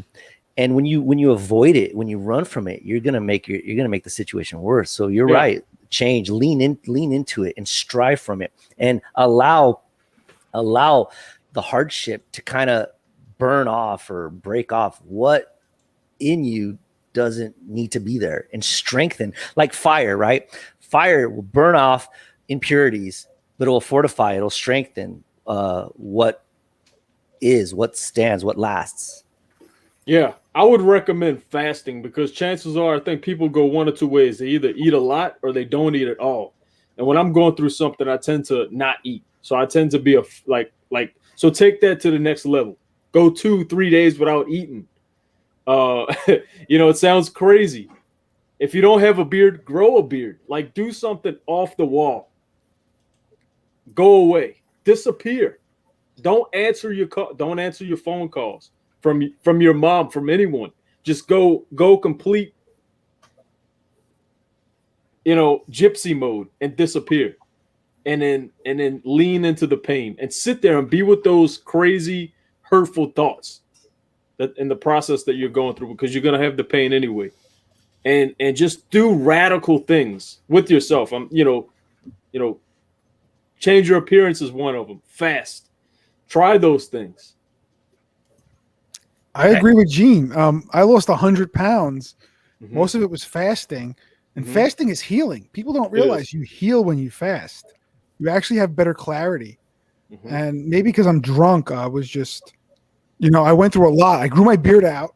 Maybe I'll post it on my Instagram. I look like an old guy. I look like Santa Claus. I look like the guy from Jurassic Park, actually. Yeah. But he's right. Gene's 100% right. Fast, worry about yourself. Isolate yourself. Being alone is a wonderful thing once you accept it. Mm-hmm. Loving yourself when you're alone, being spiritual, speaking to God, meditating, it's a wonderful thing. It's a wonderful thing when you're going through crap. Yeah. Gene is 100% on. And go for walks. Take your shirt off. I don't care what kind of shape you're in. 500 pounds, 80 pounds. Take your shirt off. Walk down the street like you own the street and just walk. Look down, like just enjoy the sun, and go lay out in the grass and just be there for hours. Disappear. I think what happens to a lot of guys when they're going through a lot of shit, and we're talking about men specifically right now, but you tend to withdraw. Mm-hmm. And I think withdrawal for some guys is good, but I think that throwing yourself in an uncomfortable situation at that point in your life is good. In other words, if you don't want to be around people, put yourself around people. Yeah. Put yourself in that uncomfortable situation. Mm-hmm. Mm-hmm. Yeah, put yourself in uncomfortable. A lot of times you'll notice if anybody has been in a breakup or something like that, something that has affected your life, it's the things that you don't realize that will help you. In other words, you might say, you know what, I'm going to go out and have a drink tonight by myself. Yeah. That key word I just said is by myself. And what happens is when you're by yourself, a lot of times, I think a lot of guys are uncomfortable to go somewhere by yourself. True story. I think a lot of people say, oh, I'm by myself, I'm going to look like a loner. But a lot of times when you're by yourself, you notice that people are going to kind of gravitate toward you. I think when you are just enjoying yourself, attract other people. When I say other people, I'm not saying just women. I'm saying you will attract people that will kind of resonate with you and kind of the vibe that you're putting off. people are curious of the lone wolf. Yeah, exactly. Yeah, I remember I did the exact same thing one day. It was probably like a day after that I went through a bad breakup. I went out to eat. I ordered 2 entrees, and I was just like, man, it is nice to not have anyone sitting across from me. And I'm like, this all this food is just for me. So like, do those things, and always know, keep in mind that a fresh start is some of the best things that can happen to you. A fresh start. Let it all go away. Let everything collapse because a fresh start is on the horizon. And remember, the upcoming youth, the next generation coming up behind us, they don't have a clue what it's like to be alone because they're plugged in 24/7 to social media and everything. Mm-hmm. So they're being bombarded all the time by social interactions. They don't know what it's like to be alone and just switch off. You know? So Now, I agree with that. And you know what? Sometimes you have to embrace that time with yourself. And time with yourself to me is reflection. Reflection, when I spend time by myself, it's a lot of reflection on what's going on in my life. There's an interesting paradox here with that comment that Emmanuel just said, is that we're plugged into technology and we are occupied with relationships all the time where that switch is always turned on. But what's interesting is we're not actually in those physical relationships in physical space and time, where we're in this virtual sense where the interaction happens on a level that is through social media. So although our brain still receives those same dopamine hits and those same interactions, the physical interaction isn't happening. So when we place ourselves back in the physical realm and we're in front of each other, there's a certain awkwardness that's involved with that. And I think that's kind of interesting. I don't know. What are you guys' thoughts on that? Dude, I absolutely love what you just said. Dude, that's so positive right there. That's so positive. Again, people are so easy to comment on somebody's post on Facebook or Instagram. Yeah. But when it comes to actual physical interaction, that's something that our whole society is failing everybody on. That's the reason I'm talking about it being like so superficial on the internet interactions that even the CEOs, the founders of Facebook says they've totally messed with society, the fabric of society, that the next generation coming up, if you switch the phone off from them for 5 minutes, they're having a meltdown. They don't know how to deal with just sitting there and being themselves. So this is the reason I asked you, do you actually get together for physical meetings? Because all this online camaraderie and everything, remember, there's a huge superficial aspect to it that if one of you guys fell into some trouble in life, maybe you were facing losing your home or anything, would you be able to reach out for help? You know, would the group actually chip in money and help you in a practical way, in a real life way, instead of just sitting there saying, "Oh, isn't it great to be together?" You know, online. That's what I'm saying. You know, is a bit more real than the superficial. And it's very important that we build up networks in the real world. You know, build up the community that way. I sound like a spokesman. I'm only in the door, but I think it's very important. A lot of movements online, communities online, they make the mistake of keeping it online, and it's all just empty talk in text. That's all it ever comes to. Nothing ever happens in real life, and when the shit hits the fan, like people are in serious trouble. Well, Emmanuel, I help guys that are facing homelessness. We have a network of people that we help find a home or someone just to give them a couple of days. You know, I get what you're saying. You want real results, and there's a lot of people in need, and we do help them in New York, who I can. You know, do I let people into my home? No. I have a minor child, and I can't hear it from my ex-wife, who will then sue for custody.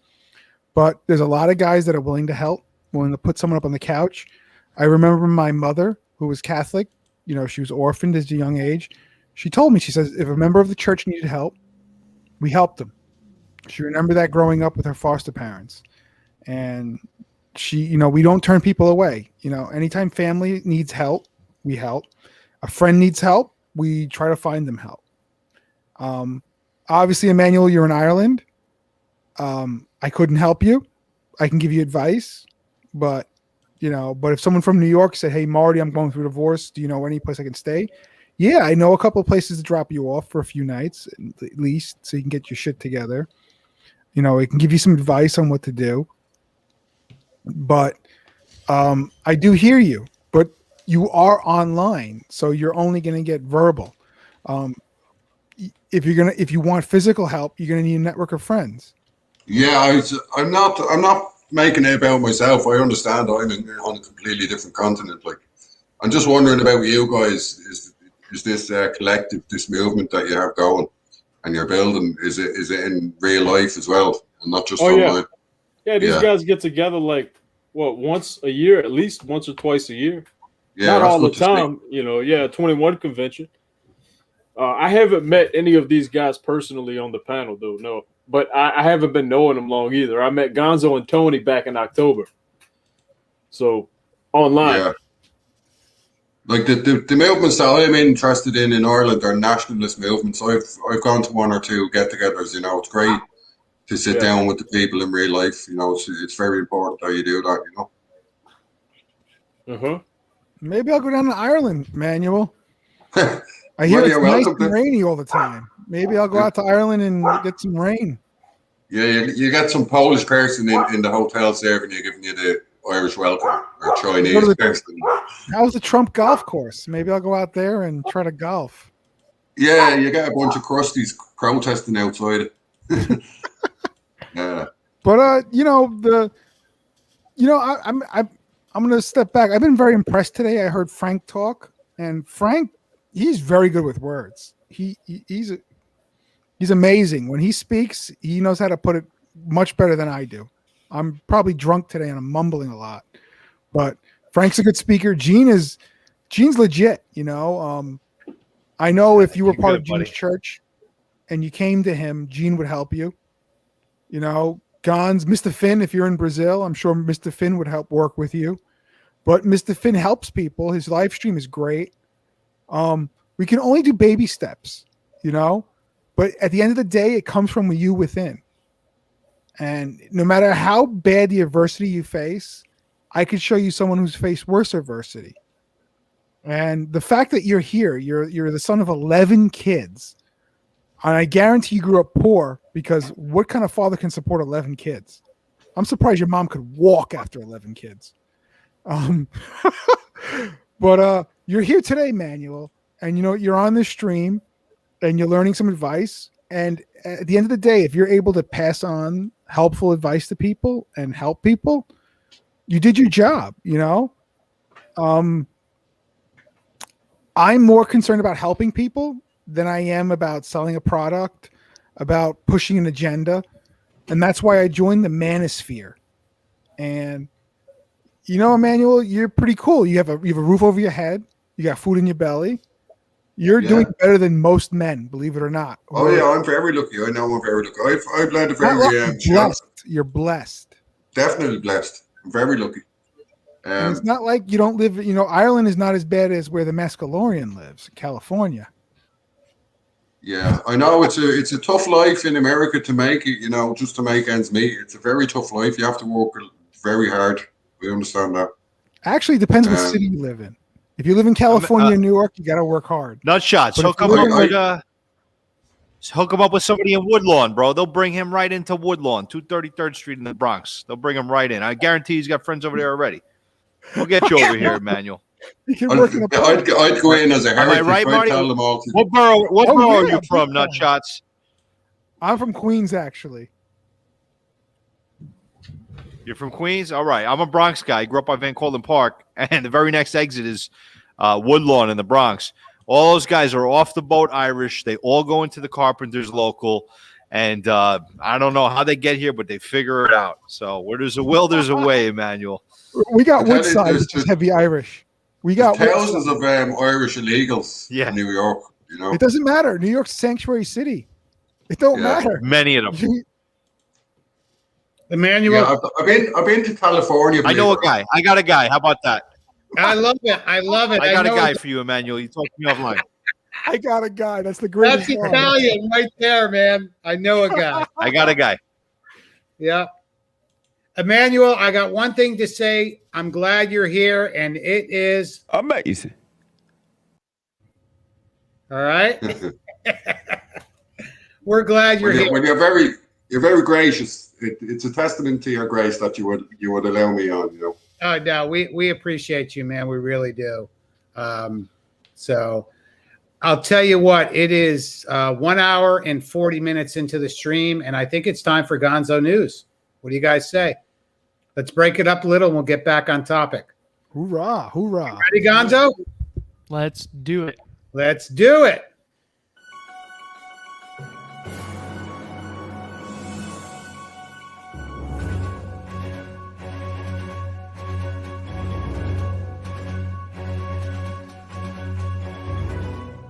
Coming to you live from San Antonio, Texas, Gonzo News. That's it. What do we got? All right, welcome. We're starting out guns blazing today with some good news. Good news. Can you Wow. believe it. We've got good news, I guess. We got rapper Little Mama. She says she is starting a heterosexual rights movement. What the? What? Hang on. Let me respond to that. Amazing. Okay. Amazing. American rapper, and this comes from Breitbart.com. American rapper Lil Mama announced Thursday she is starting a heterosexual rights movement to protest LGBTQ bullying. I'm about to start a heterosexual rights movement, the 31-year-old entertainer said on Instagram.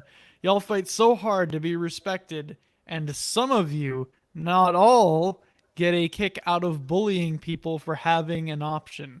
How they dress, how their hair or makeup looks, how much money they have, etc., she wrote.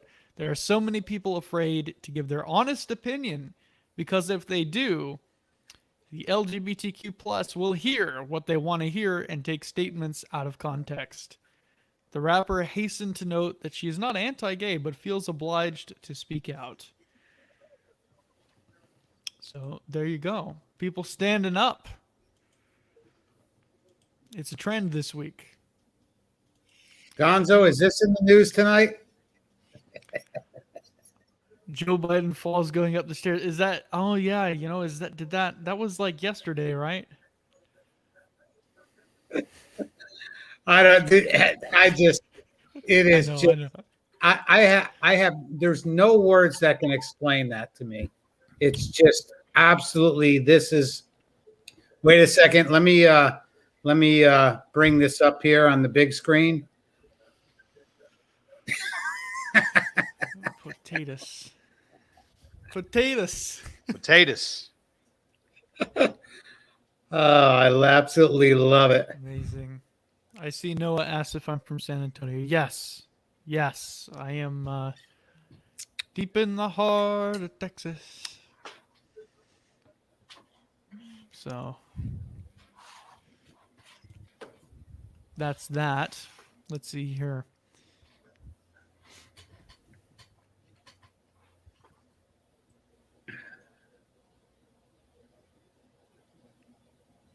Arizona Senate orders hand recount of 2.1 million ballots from the 2020 election. This comes from the Epoch Times. Let's go ahead and check this out here. It says here, Arizona legislators have ordered a recount of 2.1 million ballots for the 2020 presidential election. This time to be done by hand. Well, what did they have like the AIs looking at them last time? Was it like the Dominion AIs or something? How did they do this the first time? Are you telling me people didn't look at it? I don't know. The Arizona Senate, which is controlled by Republicans, released a statement confirming their intent to do another audit of the ballots from Maricopa County, the state's most populous county. The Arizona State Senate statement released on Thursday says that they will conduct a broad and detailed audit, adding that they will test voting machines, scan ballots, look for IT breaches, and perform a hand count. As thousands of our voters continue to call for a thorough audit of the 2020 election in Maricopa County, I am pleased to report we have narrowed it down to a preferred forensic audit team. So it's happening, guys. People are doing things, even in these trying times. People are taking action. But what action will actually happen? That's a good question. Like, Not exactly. a damn Like thing. what? That's yeah. What I mean, what are they going to do? Well, they're not gonna get him out. So the only thing we can do is look forward and hopefully fix what happened, because he's not gonna get out, right? Well, I think the point is that, because that's the thing. Perhaps this is a step towards proactively preventing this from happening again. That I think is the goal. That I think is the best case scenario that we can hope for. Will that happen? I don't know. There's a lot of stuff that's gonna happen along the way. I'm sure there's gonna be a lot of twists and turns, but we'll just wait and see. We'll just wait and see what happens. But people are doing things, so. Yeah. On that note, I don't know if you guys know of or follow Steven Crowder, but he actually had his interns and he was going out to actual addresses of quote unquote registered voters there in Nevada and showing vacant lots underneath overpasses. And he was showing all of these things, and he got bumped on Twitter for showing the stuff. And the big tech have been attacking him for doing these things. So he's one of the bigger content creators that's actually pushing back. A couple comments here. You didn't vote twice. You have no right to complain.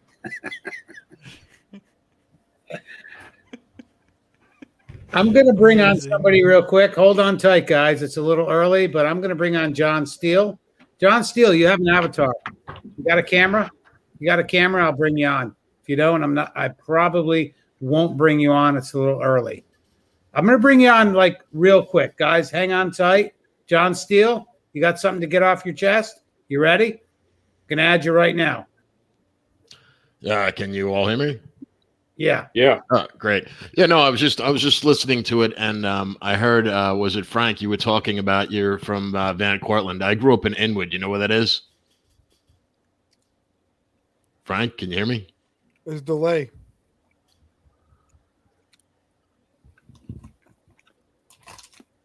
Can you hear me now? I don't know. Keep going, Yeah, John. Frank's kind of frozen. Frank, you there? Okay, there you go.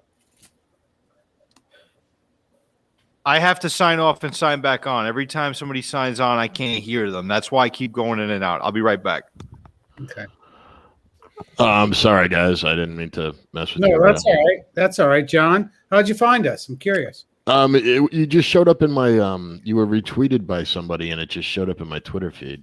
Okay, probably Anthony Johnson, 21 Studios. Yeah, it was probably. So I'm curious. Could you tell me a little bit about this? Is this something you guys do regularly? Like you do it every Saturday night? It's Saturday night. Get it off your chest.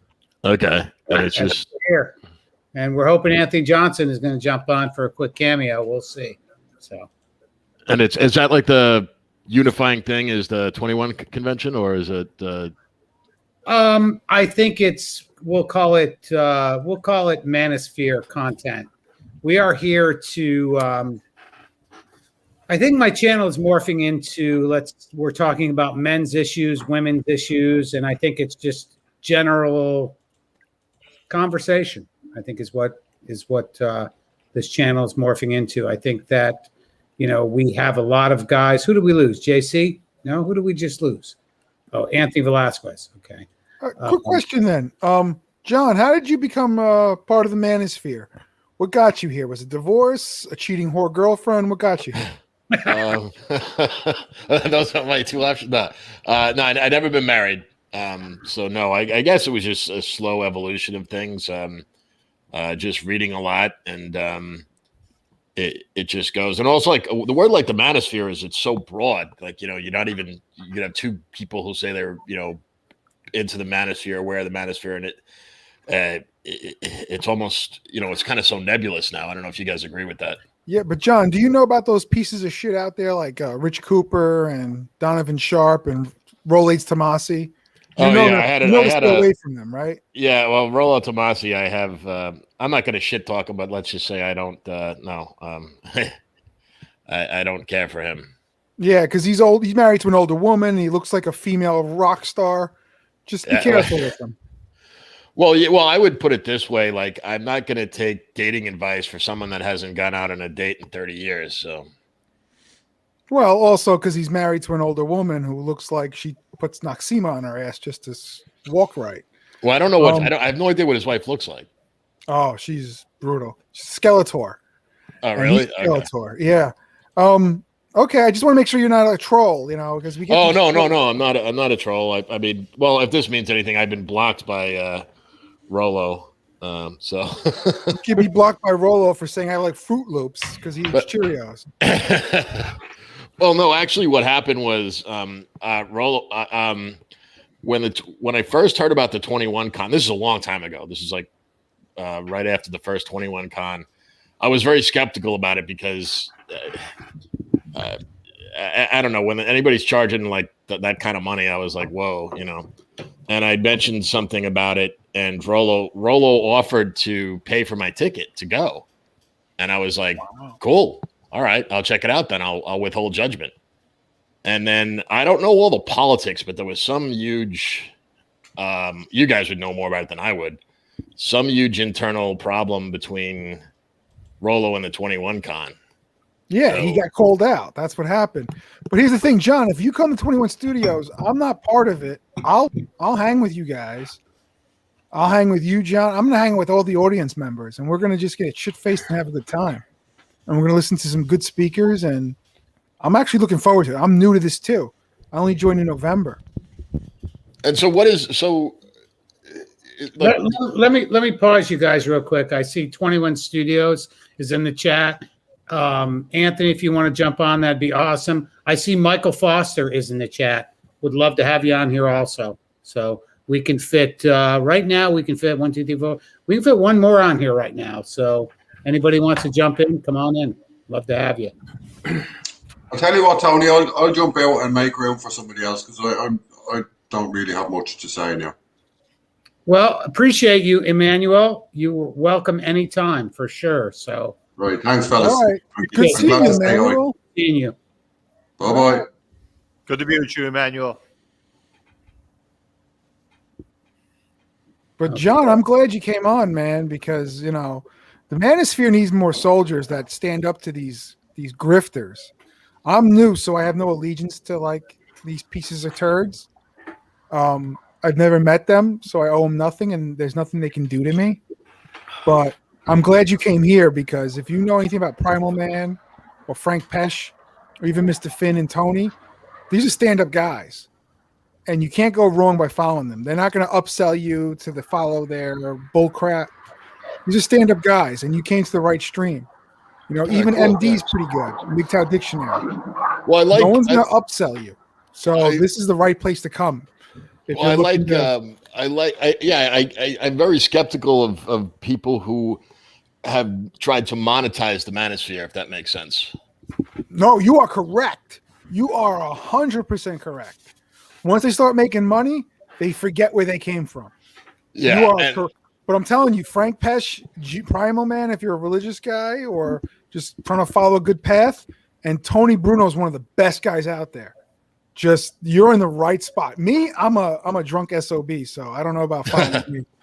Well, it's funny. Well, I am Irish, but I'm not a drunk SOB. But I'm drunk right now, bro. so just ignore me. We appreciate you. But Frank, you can hear me now? Damn it. Yeah, I can hear you now, John. Unfortunately, I had to sign off and jump back on when somebody new comes on. I moved out to the Ozark Mountains to live a special kind of life, so I don't get the bandwidth that you guys get, but I can hear you. All right, you know where Inwood is? The neighborhood. Yeah, my father grew up in Inwood. He grew up on Academy and Vermilion. I grew up on. Yeah, my father grew up in Inwood, Academy and Vermilion. I grew up in Inwood. Cool. Post Avenue, yeah?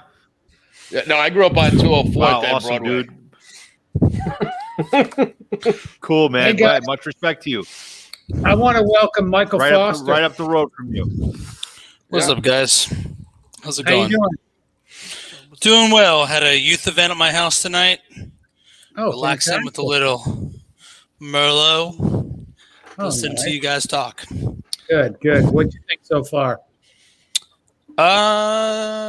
So far it's good. I watched Anthony's video, but I don't want to get caught up in too much of that. But pretty intense video. Nice. I told Anthony the calm and surgical Anthony is the best Anthony. So maybe you guys don't know what I'm talking about, but Yeah, I mean, that was a very. Oh, we lost 2 guys. Okay. Oh, I lost somebody. The dust. Hang on here. All right. It's like musical chairs. We lost somebody here. Yeah, Michael. It's like when he sat down, he fell off. Okay, here he is. All Hey right. Tony, I want to bounce out. I have some other plans for this evening, but I do appreciate everyone in the chat and then the panel tonight. So you guys have a great weekend and have a great week into next week, and we'll be chatting again. Thanks, JC. To JC. Appreciate it, yeah, man. See you, JC. See you Take care, guys. brother. Peace. sorry about that on my end. No worries. Yeah, so I want your take on the video that was produced today.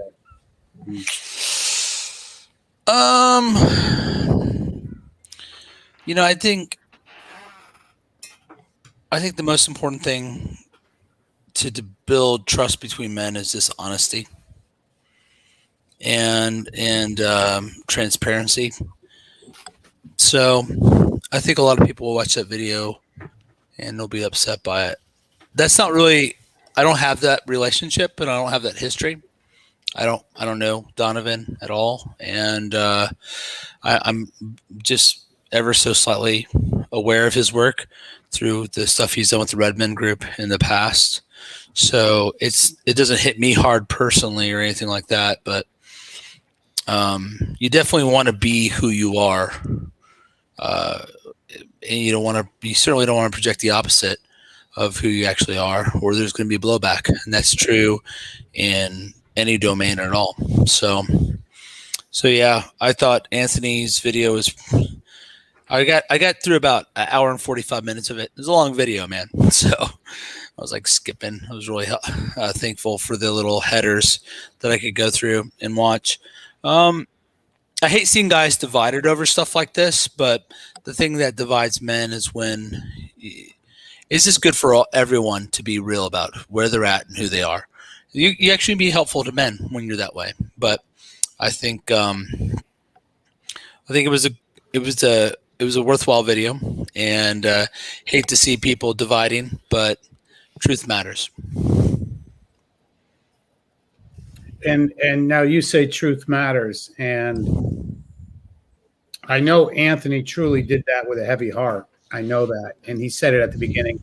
People can think that's not sincere, but it was sincere. It wasn't something that he wanted to do. I thought the tone was sober. I was impressed by the tone. I wasn't really sure when I got the link what I was signing on to, but it wasn't a sort of glee fest at all. You know what I mean? I think it was very. Did someone give me the cliff notes? I didn't see the video. If you go to 21 Studios and look at the most recent video, I think you get the context there. I think there's too much backstory and too much to explain about it. All right, fair enough. Yeah, basically he hung him upside down like a cow and skinned him alive. It was pretty brutal. Yeah, but it's kind of like I think what you guys all got to understand is like doing that to your brother. So it wasn't exactly easy. You know, I mean, personally, it affected me also because I look at my brothers in the manosphere as brothers. These are guys that I think I can reach out to. But when I see somebody that is taking advantage of a weak man for dollars, watering down your content, it bothers me. This is a real problem in the church as well.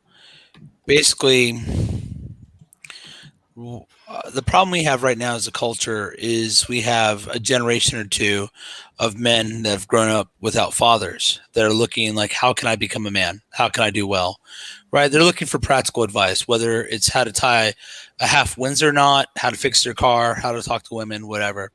They're just trying to be what God made them to be, trying to do a good job. And so folks start up YouTube channels to help those guys out, websites to help those guys out. And what starts out as a sincere desire to help out fellow men turns into a business. And at some point, like, it makes sense, right? You're creating a lot of content. You're putting a lot of time into it. A laborer is worthy of his wages.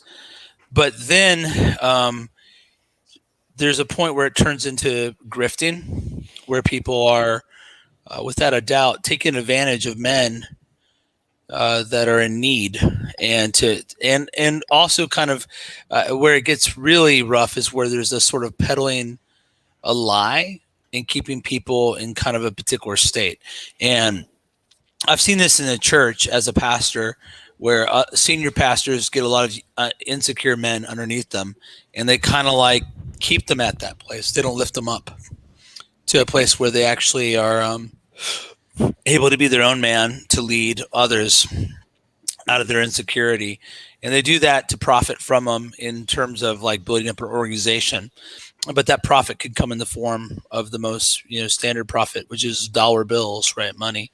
And so I think what we're seeing, a lot of people are seeing in the manosphere is just folks taking advantage of folks for money and creating an image to sell. And I think that's what a lot of folks are upset about. And it's not just this latest thing, but this is a problem in men's group, in Christian groups. It's a problem. I know some guys that have put together courses on how to be a man, and I know them in real life, and I don't want to be anything like them. And yet I got young guys telling me like, oh, this guy's course helped me so much. And I was thinking, man, if you knew this dude in the real world, like I knew him, you wouldn't think anything of this course. You know what I mean? Because it's just recycled content from elsewhere, and this guy isn't really the example you want for your life. So I think that's what's getting to people right now. Really, in this space, is full of a lot of people that are projecting an image to make money. I'm going to ask you the $1 million question. What do you think of somebody that aligns himself with somebody like that? I think relationships are complicated. I'd like to be able to like keep lines clean and whatever, but I'm a Presbyterian pastor aligned with some troublesome figures. Some of y'all on this panel, right? And so you and your brother and I are good friends. I love George, I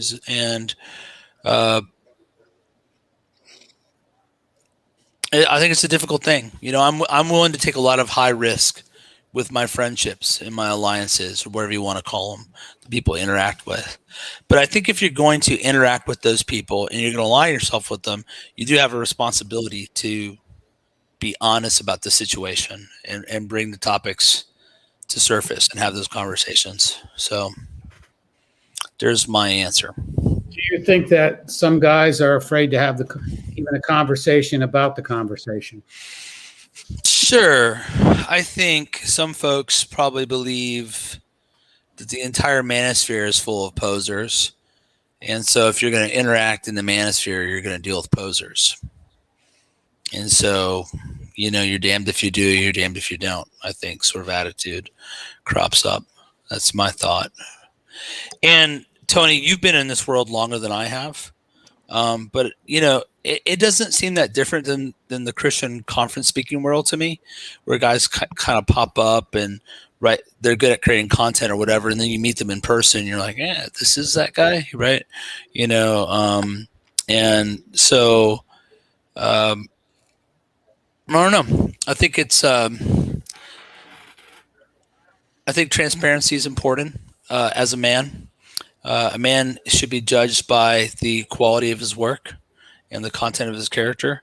And if the quality of his work is not solid and his character is not solid, certainly I would not want to get deeply involved with people like that, me personally. But let me ask a follow-up question. And maybe because I'm drunk or I'm being a douche. But how do you feel about these red pill jackasses who there's a suspected pedophile, who takes pictures of children and they refuse to address it? How do you feel about these scumbags who keep them within their little circle of friends because it's about money instead of doing the right moral thing? Well, I'm not on their show. I'm on Tony's. So I don't want to have anything to do with that sort of stuff. I don't know a lot of those people. I'm married for almost 20 years, father of 7 kids. I'm a pastor, but I deal with a lot of men. Jesus, your poor wife. Oh no, man, she enjoyed every bit of it. But I don't know about 7 giving birth 7 times does not seem fun. It was actually 8, believe it or not. We lost 1, so I'm sorry to hear, man. It's but here's what I would say. Proof's in the pudding, man. I remember a long time ago when I first became a Christian, I met this guy. He told me he was an apostle. We teased him. We called him the Apostle Mike. His name was Mike as well. And I was like, look, if you're an apostle, where's all your followers, right? And he didn't have any. And so these guys that say they make all this difference, like the proof's in the pudding, like where's the changed lives? Where are the stronger men? Where are the stronger marriages? Where are the guys that are getting things done? That's the real question. What is your proof? And so right now, with the way feminism is, the way how corrupt our society is, we got a lot of guys that are feeling beat down, guys that got divorce rape, guys that have had trouble finding a solid wife because of the just because of the scenario we're in. You can't find a good woman, and they're very discouraged. Are we keeping these people in this sort of discontent, this sort of like heartlessness? Are we able to like lift them out and show them a better way? And so if you're keeping men kind of beat down just to profit from them, then obviously that's a wicked sort of scenario. But where's the proof? I always hear people are saving folks from suicide and all that. That's great. It's good not to kill yourself. I agree. Now let's talk about what sort of lives are they living afterwards. And so that's been my whole question. Is it producing hopelessness? Because that's what I see. I see a lot of sort of black pill hopelessness that has dollar signs attached to it. You know what I mean? I don't know about black pill hopelessness, because I'm going to be honest with you. When I first got divorced, I thought I was in trouble. And I realized that was the best thing my ex-wife ever did for me. I was 40 years old when I got divorced. And you know what? I am banging out, blowing out backs. I'm having fun. And I'm going to be honest with you. I stopped hooking up with a lot of girls right now because it became unenjoyable. I actually enjoy dating someone for 2 or 3 months because just me. I'm just mental.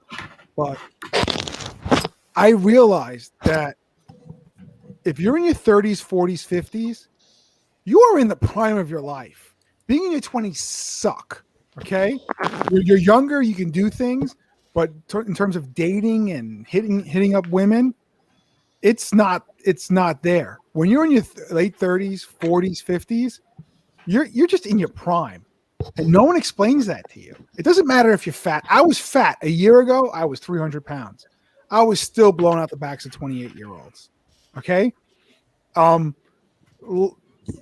don't realize the world is yours. Even with feminism, the world is yours. You just need to look at the world differently. And guys like Tony Bruno, Frank Pesh, who talk about responsibility, and Coach Greg Adams was a big influence to me. The world is yours. I explained this to my son. I told my son, he's in his 20s. This is your years of grinding. This is your years of being a good human being. He's a Christian kid, being a good Christian, grinding, making a path, making a great spiritual path. And then when you're in your late 30s, you decide, do you want a family or do you want to just enjoy the fuck out of life? Because your youth is made to grind. And you look at guys like Anthony. Anthony's going through a divorce. Anthony Velasquez, the Mescalorian. He doesn't realize it yet, but his best years are ahead of him. And this is what I would say, Mr. Finn, even if you're married, your best years ahead of him. Gonzo, you're young. You're kind of fucked right now. But your best years are in your 30s. Primal Man, this dude is just suave, sitting there with his fucking pipe, enjoying life.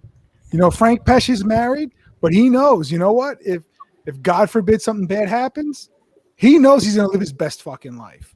And that's what the red pill and black pill is about. Living your best freaking life. And no matter what life hands you, it's going to be amazing because you're a man and you have advantages if you have the right mindset. Yeah. So maybe I ranted because I'm drunk. Sorry. Well, Marty, can I ask about that? Yeah, man. I mean, I'm a man of a certain age. I'll be honest. I just turned 52. So still young, John. You're still yeah. getting banging chicks out left and right. But when I was in my 20s, my life, it was different. Like in the 90s. Anybody old enough to remember the 90s on here? I was Sure. I was banging chicks like crazy. It was because it was there was no smartphones and shit. Like you just went out, and I'm not kidding. Like girls were not plugged into their phones, and you could actually go up to girls and talk to them. And the glory days, it was. And like I talked to a lot of young, I've got quite a bit of success with women, like at least sexually. And I fortunately never got divorced raped or any married or anything like that. But from when I talk to young guys now, like my 20s was in a lot of ways I was physically in the best physical shape of my life. I got, I honestly didn't even have to work to get laid. Women came up to me. I mean, it was a totally different thing. And I'm not necessarily disagreeing with you. I'm just saying that from when I speak to young guys now who are, in the 2020s and they're in their 20s, it's a different world. Like they describe to me what the dynamics is of interacting with women now. And I'm like, dude, I can't relate to that. That was so not what it was like when I was your age. You're right. Listen, I did videos on it. Let me bring this to perspective. Anthony made a great point on his video that he brought up a picture of Tanner Guzy and his family. He brought up a picture of Michael Foster and his family.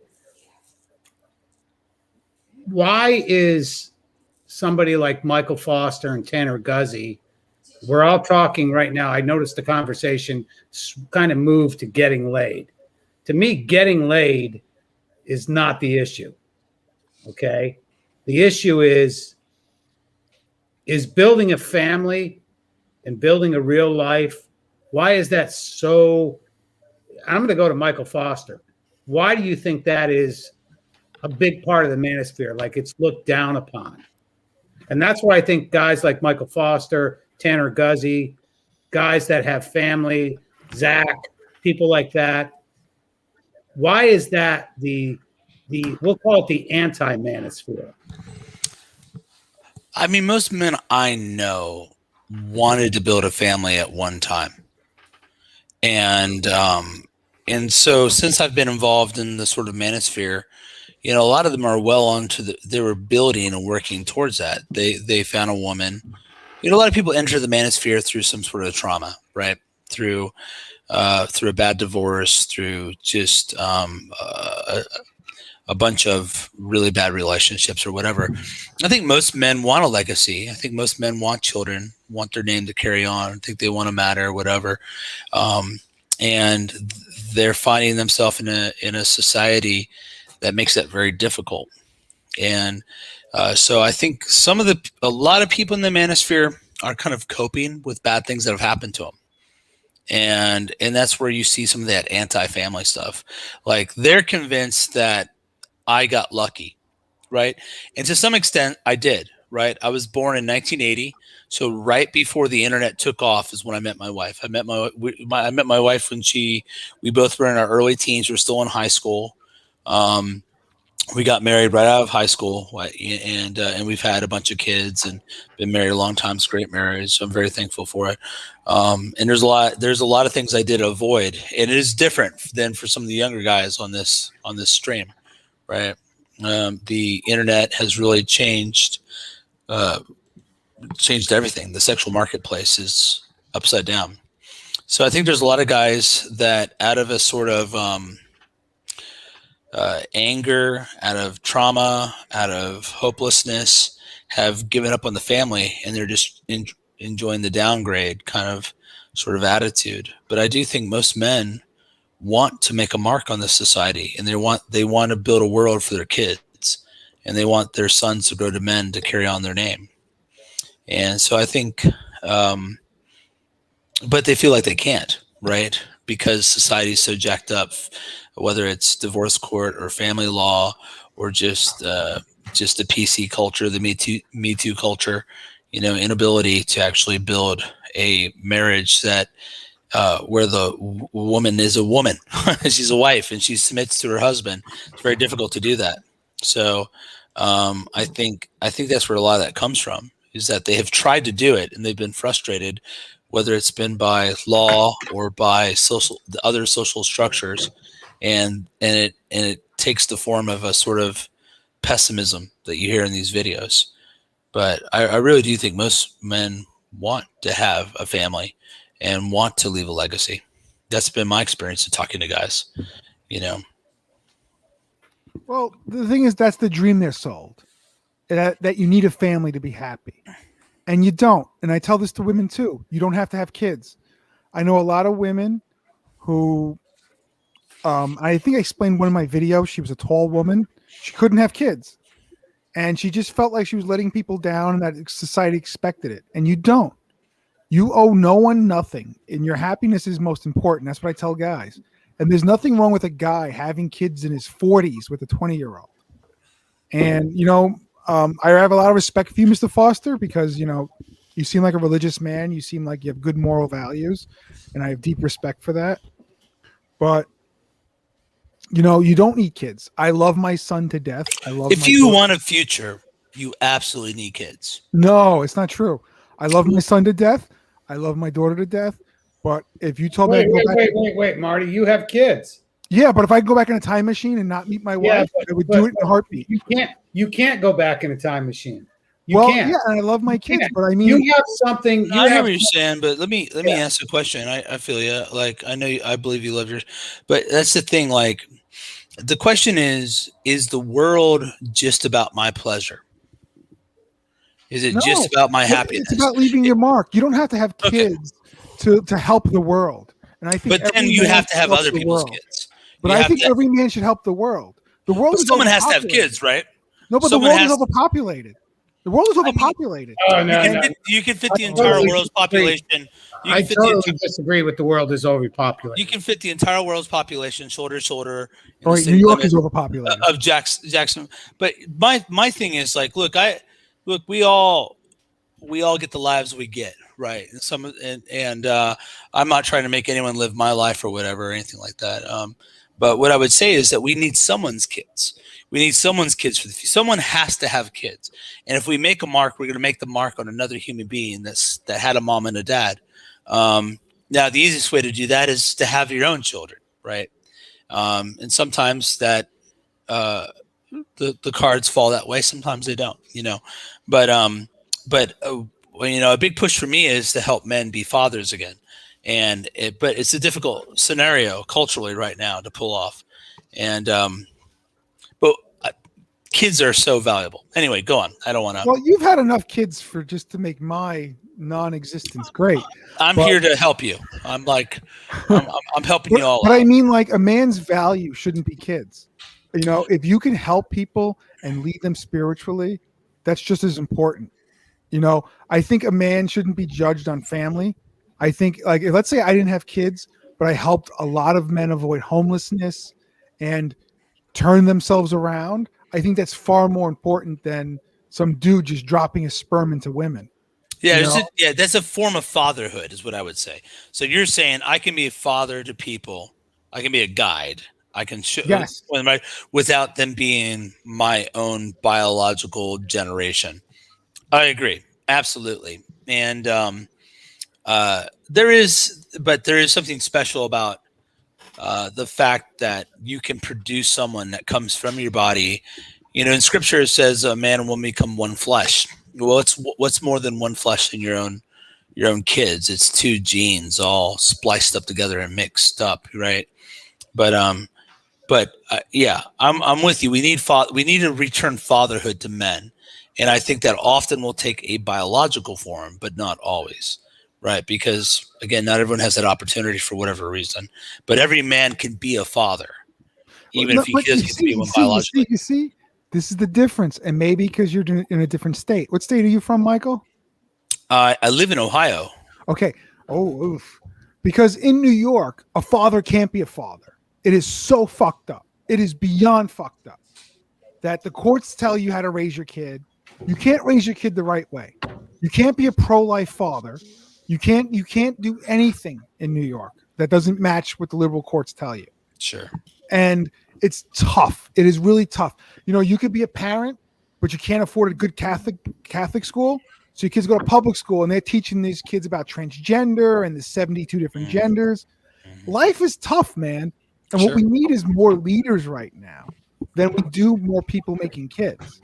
Because these kids are now being produced into this new society. I think we need more leaders making kids, real kids. Marty, I think that's kind of both. It's a and both scenario. No, I agree with you. It's and both, but I just feel like, you know what? If I didn't have my kid, I could still make my mark in this world, an important impact into helping leading kids into the right path.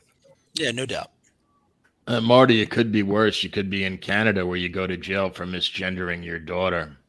I could be in Canada where Rich Cooper's from. Yeah, well, I don't know. You didn't see the article about the guy who went to prison? Yeah, I heard about it. I heard Canada is really bad. I've seen Jordan Peterson with the he, she, and Zay and Zare, whatever crap.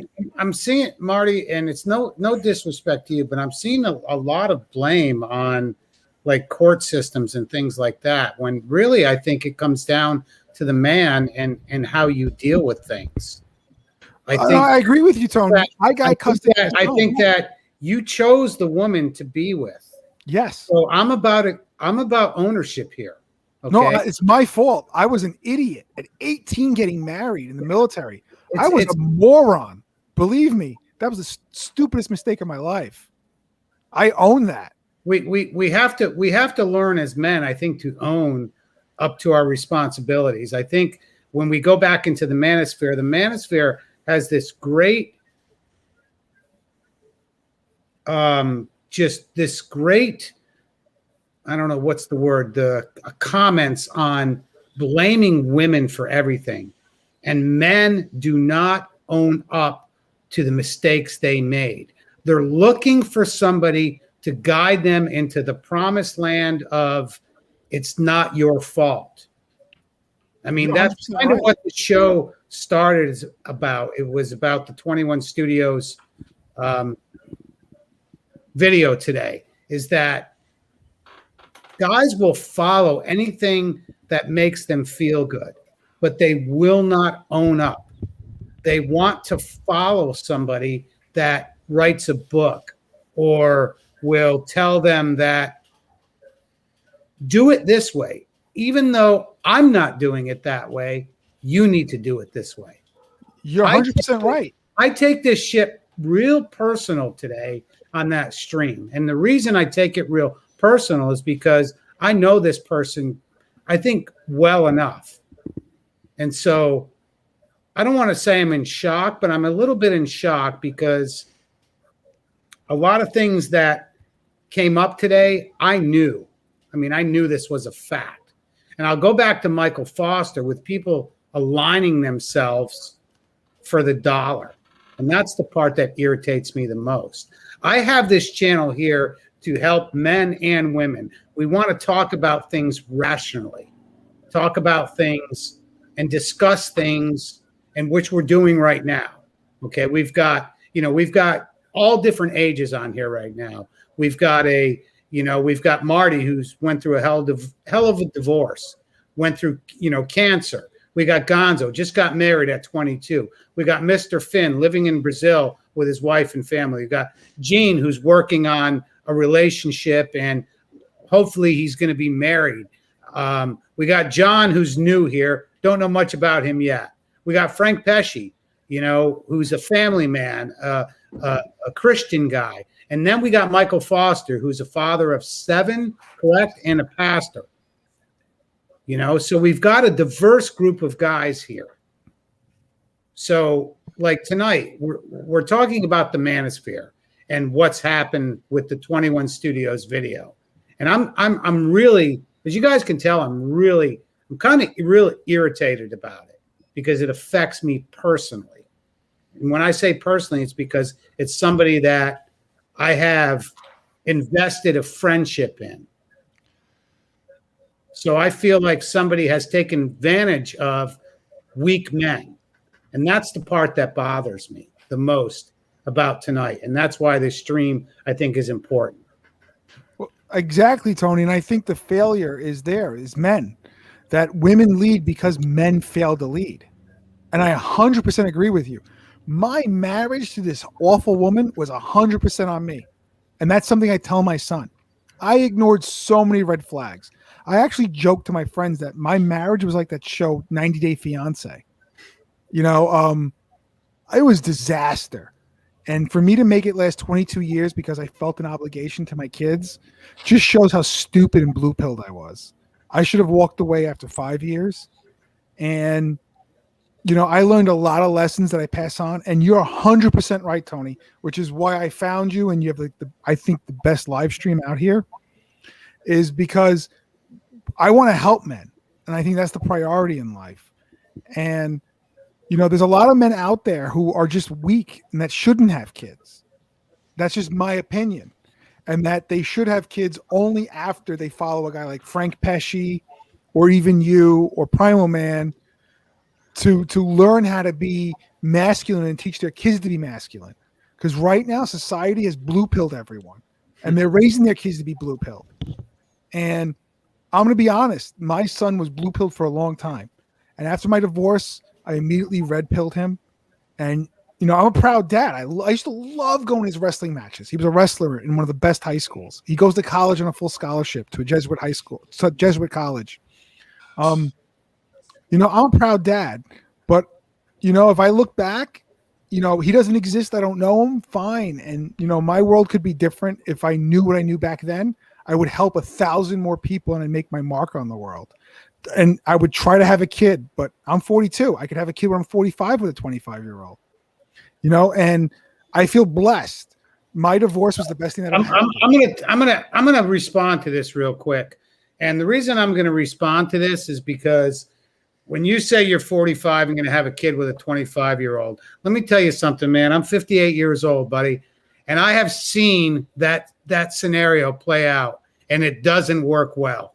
It does not work out well. It doesn't. All that means is when you're in your 60s, and I know a lot of these old guys who are paying major child support, and the 20 years difference does not work. The manosphere can tell you it works. It does not work. It will work in short term. It will not work in the long term. That's my opinion. You can take it or leave it. Anybody listen to this. But if you're 45 and you're with a girl in her younger 20s, let me tell you something, buddy. When you're in 65 and she's 40, she is going to leave your ass like you've never seen, guaranteed 100%, and take half your shit. And that is the reality that most guys will not face. That's the reality. Yeah, you can go out and bang out as many 20, 30-year-olds as you want. But the reality is you will not have a life with a woman that's 20, 25 years younger than you. And that's the reality that the manosphere does not speak about. Yes, it's for short term. Yes. If you want to go out and get laid, yes. But you will not build a family with a woman that's 20, 25 years younger than you. It will not happen. That's 100% reality. I agree with you, Tony. I don't think anyone should ever get married. And that's what I mean is that when I didn't say that they shouldn't get married. No, when you're 45, you're going to be wiser. You're going to know to get a prenup, or you're going to know to have kids without marriage. Unless you're very spiritual. I learned some lessons. I'm paying my 17%. I'm paying my 20. At one point, I paid 25%. I've learned my lesson, but I also learned that, I made a mistake at 18. I should have been grinding and working hard instead of concentrating on a marriage. And I give Michael Forster credit, what is it, 7 kids, Jesus Christmas. But I also give Primal Man credit. He hasn't gotten married yet. He hasn't settled. He knows what he's looking for. And, I've learned from my mistakes, and I tell my son, when you're 35, maybe that's when you start looking, but, get ahead. And you're 100% right, Tony. But I'd rather be 45 with a 25-year-old than when I was 18 with a 20-year-old. But it's 100% right. It's damned if you do, damned if you don't. Like Frank said, you gotta be ready for the blind side. I'd rather be blindsided at 45 where I'm mature and can pivot, as opposed to being 22 years married at 40 and not knowing what the hell what happened to my life. But you're 100% right, Tony. A 45-year-old, a 25-year-old is not going to last. Marty, let me say this, Marty. I think that the bridge between your point, which as far as I'm concerned was well made, totally understand it, and Michael Foster's point is that in a perfect world, a man should want to be able to have a family. A man should want to be able to reproduce and to raise up a family where he can be the foundation and he can raise up his children in the ways that they should go so that they can be successful, and that the joy of development and discovery in their young children and that seed when they grow to become adults, they could say, wow, look at this. I have somebody like myself who came through me. In a perfect world, we should want that.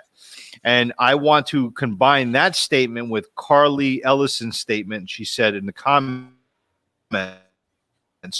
gender fluidity is a direct result of men abdicating their power and strength. And the reason why today men, shy away from marriage or don't want to have children or take up this view of, forget about it, that's not for me, is because there is a penalty to pay for being a man. There is a penalty for standing up. There is a cost that needs to be counted if you are going to engage in this arena and say, I'm a man.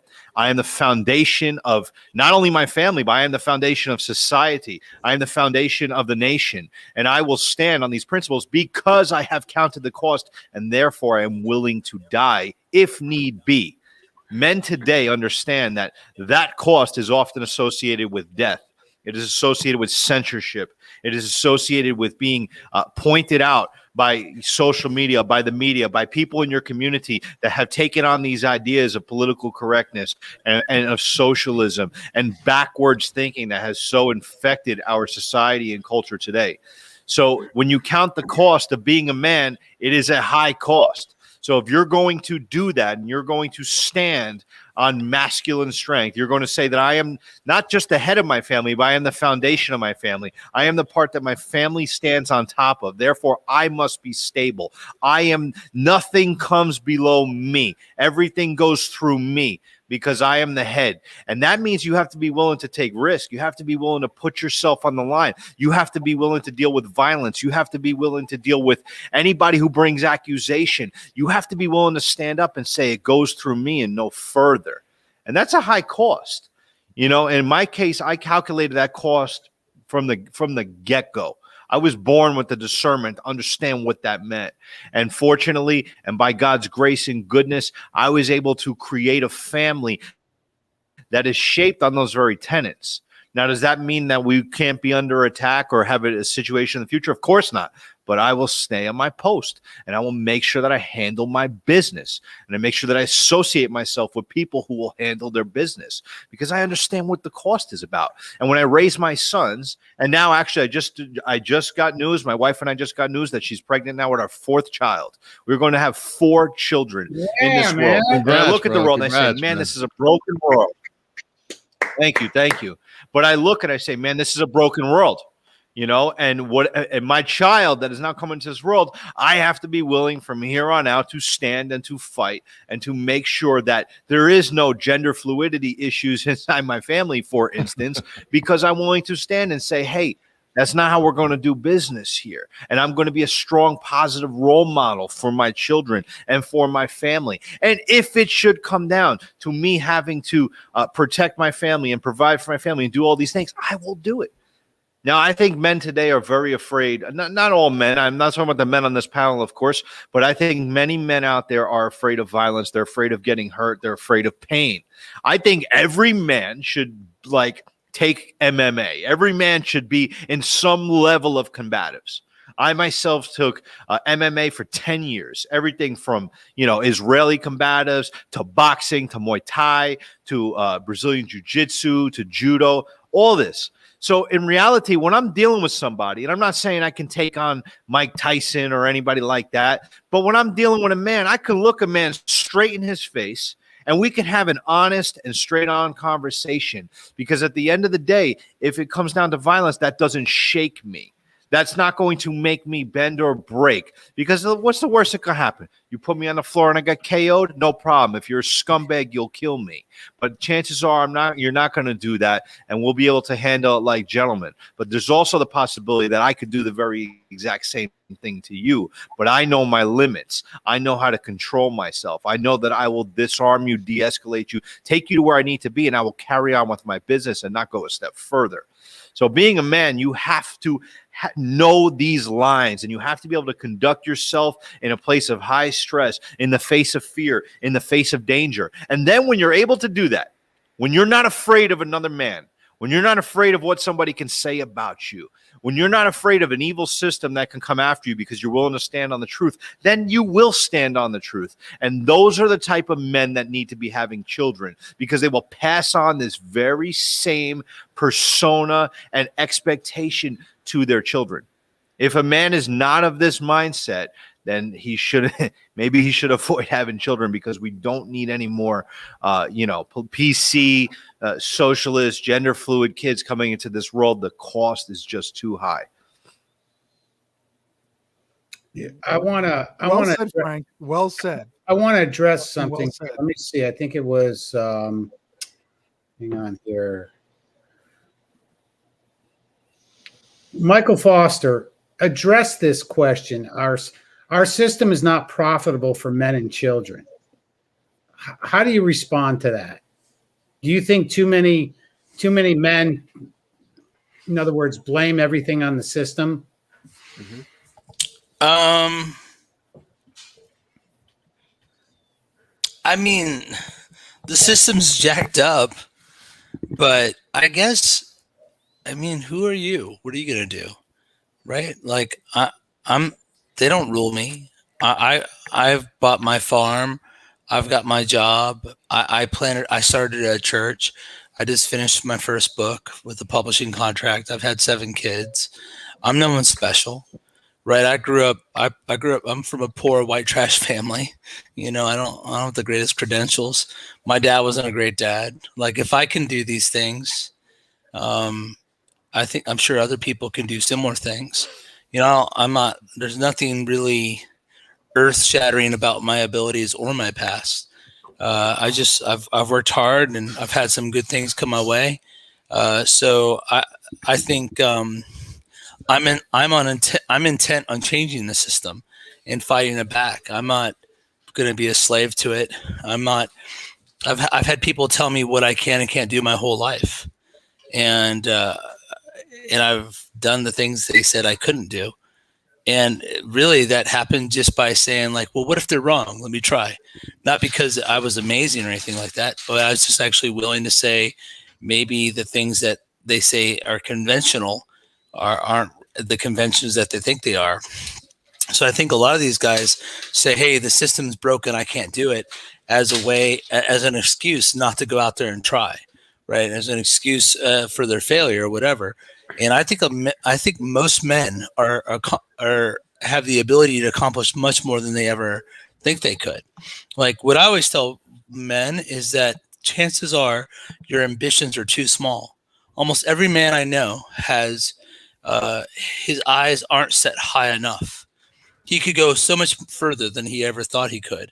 And to some degree, it's because the competition's so weak and they give up so easily. But the other thing is that men are just beat down and just need someone to tell them, like, you know, screw the system, right? Like, you know, I can't tell you how many things I've done so far that I was told I couldn't do. And it was simply just by not listening and trying anyway. And so what I would say, like, yeah, the system's jacked up. I'm not going to deny that. But what are you going to do? You're going to roll over and die? Or are you going to fight it and try to do something? Are you going to try to change it? And so that's what I would say is that, like, you know, I mean, maybe you're screwed. If you want to believe that, just give up and die. But I'm going to fight. I'm going to fight hard. I'm going to change things to the best of my ability. So change the system. I mean, that's what I would say. That's what I'm trying to do. I want to reach out kind of to everybody in the chat and everybody who's watching. Michael Foster has some great content everywhere. So Michael Foster, how can everybody find you? Like on Twitter, on Facebook? Just kind of give out your platform. So I mean, I'm on Twitter at This Is Foster, and I'm on Gab at that. And I have a podcast called It's Good to Be a Man. The content's explicitly Christian. I'm on the Red Band group every once in a while, and I've spoken at 21. And I pop on here from time to time. But you're on Telegram, right? I do. I have a Telegram channel, which is fun for now. But yeah, I don't. You can find that from my Twitter. I've got one of those like pin posts with here's all the different places you can find. Yeah, I mean, I listen to all your what do you call them? I don't know what you call them. The little messages. Yeah, I listen to all of them. That's cool. I always find them inspiring. Always. So I'm going to recommend to anybody on. It's not the same content, right? On television. No, I try to keep each platform kind of a little different, so that way people, you know. So anybody on Telegram, go to This Is Foster. I'll tell you what, I enjoy his I enjoy Michael Foster's stuff all the time on there. I always listen to it. Yeah, I think it's very impromptu, and it's really genuine. It's good stuff. I really enjoy it. I am usually just walking the streets when I record those, so just like trying to get some steps in, man, not be a fatty. Yeah, no, that's good. That's good. So, but anyways, I mean, don't you guys think that's true? Don't you think most guys actually, like, the biggest problem most men have is their ambitions too small? Like, think how many guys, like, I think of a lot of guys who have settled and they never knew that they could accomplish much more. They need someone to say, actually, dude, you could go so much further than you've even done. Is there someone in the corner telling them they can go get it? I feel like if men knew what they were capable of, we'd be in a much better situation.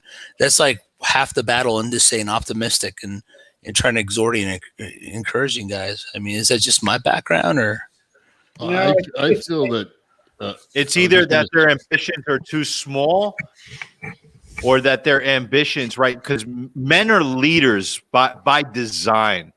So we have tremendous problems in society today. Only reason feminism exists is because men have abdicated their responsibility. The only reason the family is destroyed is because men have abdicated their responsibility. Men have given away access to these systems. And as a result, all the chaos around us has ensued. So what men have given up, men have a responsibility to take back so that men can restore order to the family unit. And when I say family unit, I don't just mean the family. I mean the city. I mean the nation. I mean the world at large. So when we say men's ambitions are too small, yes, I think men should have high ambitions and should be great and be purpose-driven and do amazing things.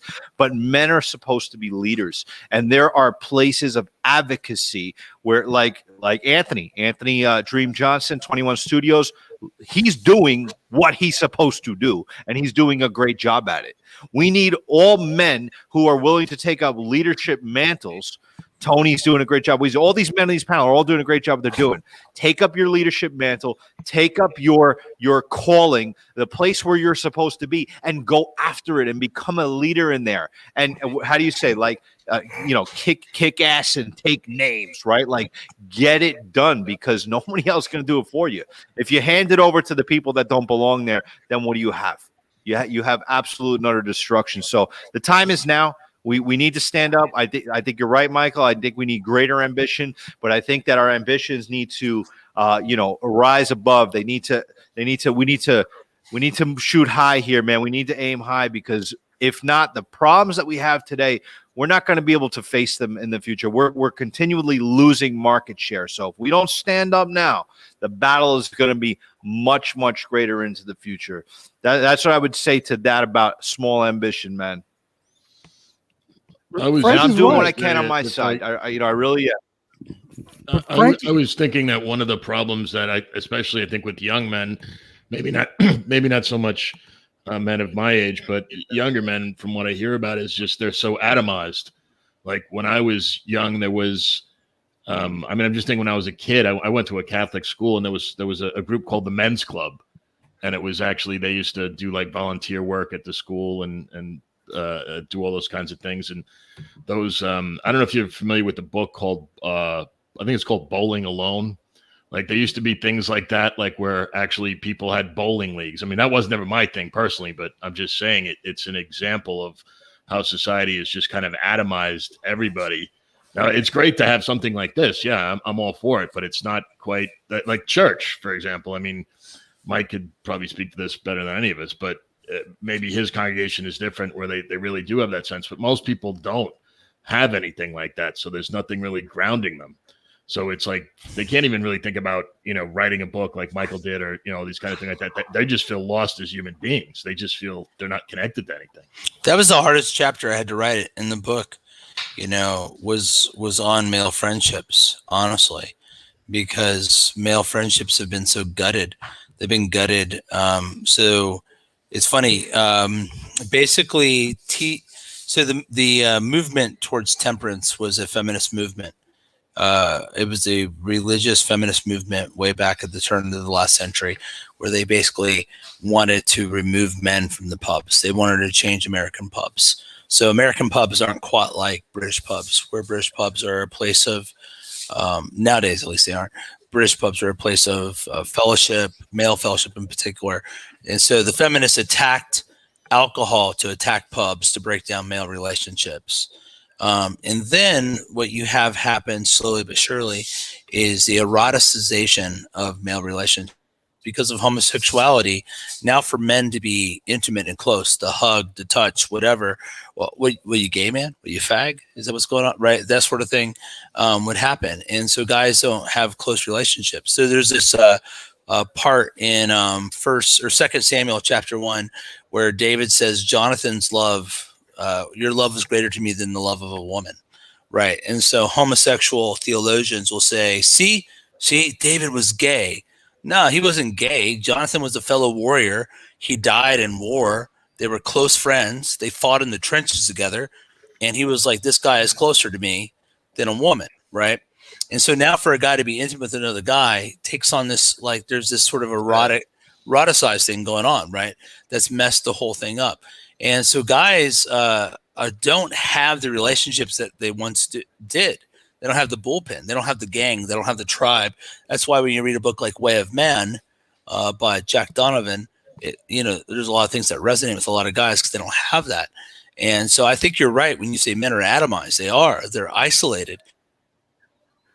You're vulnerable. And that's how our kind of communist, wicked culture wants men. They want them isolated because when we're together, we're actually very powerful. So here's a question for the panel. Yeah. So you don't think by men refusing to marry actually sends a message to women to maybe change? I don't. I would like to know how that works. Incentive to change because society caters to them. So why would they change? when they are in theory being replaced the handed husband with everything that government. they have been told that they need to get.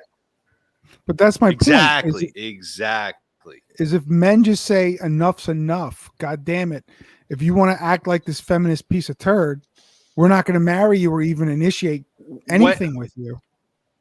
Yeah, don't marry the But feminist nutshots, turd. how often have you seen a woman actually take responsibility for their actions anyway? Women have to be held accountable. Women are going to, when you hold a woman accountable, her initial reaction is usually going to be to get defensive. And then later on, she'll usually come to you and say, oh, I'm sorry, or whatever else. But it is what it is, man. Their initial reaction is not to be like, wow, look at that. Men don't want to marry us anymore. We're the problem. No, they're going to say men are the problem. So I don't think that's the strategy that, Rollo took. Let me stay quiet and not say anything. And that didn't work out very well for him. So to that, I would say men have to be proactive, man. Men have to be proactive. When you're a strong leader, a woman will come and follow you. People like William Wallace had no problem sleeping with the queen.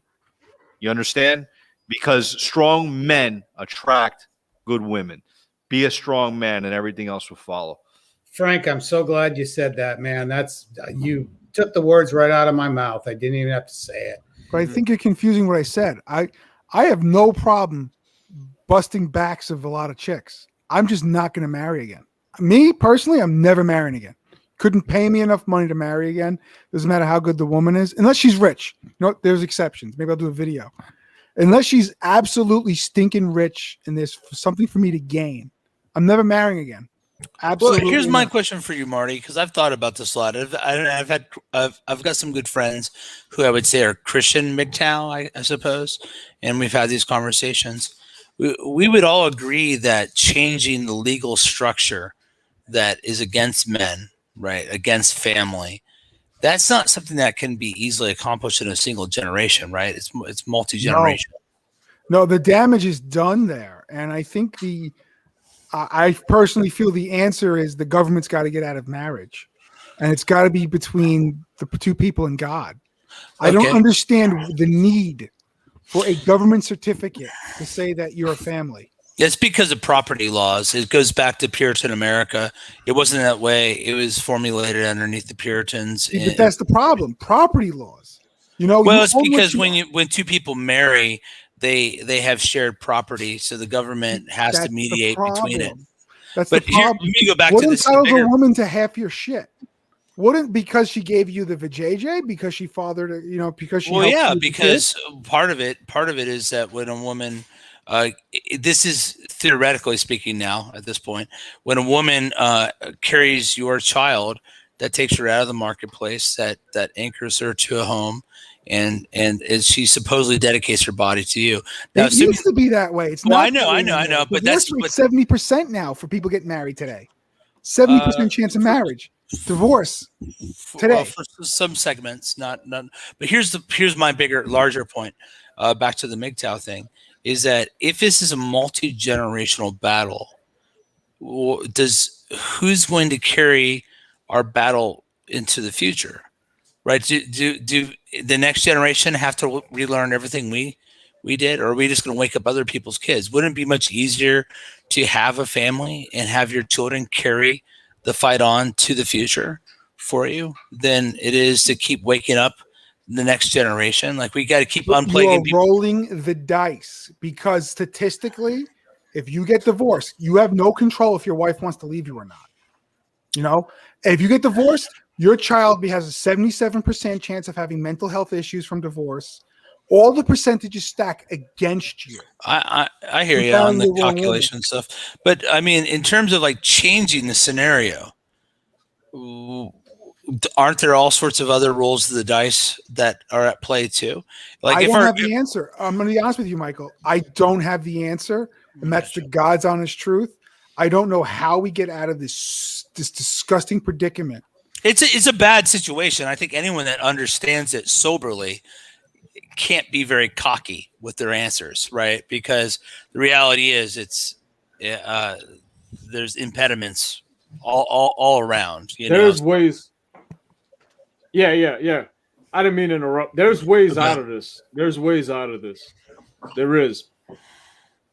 I know there are, but I'm not smart enough to give an answer how to fix what's happening with society. But I'm being just very honest with right now that once you get divorced, statistically, if you read the statistics, your child has a 77% chance of being fucked up. I'll just tell you 77%. that I'm raising my kids to take the fight to the enemy. Yes, Right. but what And- happens if you get divorced? What happens if that happens? I mean, I guess Frank it says, could. You got to be ready to be blindsided. I gotcha. I mean, we're pretty smitten at this 20-year I thought point. I was smitten. I thought I Yeah. was smitten till she was banging out her boss. Well, I guess what I'll say, like, it's like when people say, "Oh, you guys are still newlyweds. Wait till you've been married 5 years, then you'll be unhappy. Or wait till you've been married 10." And I was I'm married 22. Yeah, I've been with my wife since I was a teenager. We're about, let's see, what is it? We started dating in April of '99, so wherever that's been. But my point is that I just think that the way forward, like intact families, if wherever we can create intact, strong families in localized communities is the best way forward. Of course, but you got to remember, intact families are less than 40% now. But man, and you got to remember, and those intact families, half of them are fucking miserable. Let's just be honest. I'm not trying to be a pessimist, and I'm just being honest statistically. Less than 25% of people are happy in a marriage. Let me ask you though, don't you think the populace is weak? How hard is it to rise above the majority of people? Well, here's the problem. Morals are gone. People aren't as spiritual and religious and devoted to the way they used to be years ago. True. I agree. And the parallels to immorality and divorce are equal. Absolutely. Yeah, absolutely. And there's no curve. If this fucking song WAP was played at the Grammys, if they're banning Dr. Seuss, what kind of fucking society are we in? Oh, it's sick. It's a monster. I just think that guys, I think right now to get above. So for example, the divorce stats, I've looked at them pretty closely, and it's pretty easy to get down to a 30% chance of divorce just by playing out the stats. Well, but if they go to church religiously, three out of 4 months, it like radically drops. So the thing is, when you understand stats, that's not 70% all across the board on all demographics. And how many marriages do they go to church 3 to 5 times a month? Not very many. And so because my ex went to church every goddamn Sunday with my kids. Not very many. But I'm saying. More. But my point is that I think there's some things that guys can do that make them exceptional, and what we need is exceptional men, and we can, and that means that like you have to find a decent woman. There's a lot of bad women out there. I do marriage counseling, I do divorce counseling. Like I'm not smoking. I'm not I understand. I think I have a pretty decent grasp on. I've seen women divorce a husband after 30 years and having 10 kids. Right. I've seen it. Like I've seen it with my own eyes. And the husband was not a bad husband. He was a good man. Right. Hardworking, good father and all that. So I know all those things are possible. But I do think that on the whole, that a man could take a few steps and he makes himself exceptional and compared to his peers. And I think that's the way forward. I think the way forward is inspiring men to be better patriarchs and helping them learn from our own mistakes. You know what I mean? And helping them understand red flags on flagging some of these women and also vetting some of these women. And there's a lot of steps we can take, but I don't see how we win this battle if we don't have a multi-generational view. That's my thing. Like we got to think bigger than ourselves. Listen, Michael, I think what we're missing are men that are willing to almost become martyrs, that are willing to just stand up and just take the bullets and let the second generation, the third generation, someone's got to run through the door first and get shot.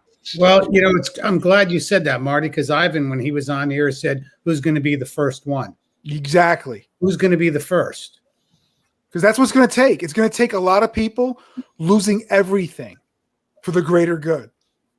And I really believe that this is really deteriorating, that society is deteriorating. I'm starting to see it in the East, in the Asian countries. And you know what? It's great that you're religious. It's a good thing. And you know what? You'll be the 30% exception. But if everything is 70%, your numbers are going to keep dwindling. The churches, their power is diminishing. And it's because society just destroys everything that doesn't conform to them. And you know what? I've seen a lot of great politicians who are hardcore conservatives, Democrat and Republican, all of a sudden become liberal-ish. And look at in both parties, Democrat and Republican. They're giving a lot of power to women. They're giving a lot of power out to women. And these are men that are just failing to lead. And I don't want to sound like a misogynist, but something severe has to happen.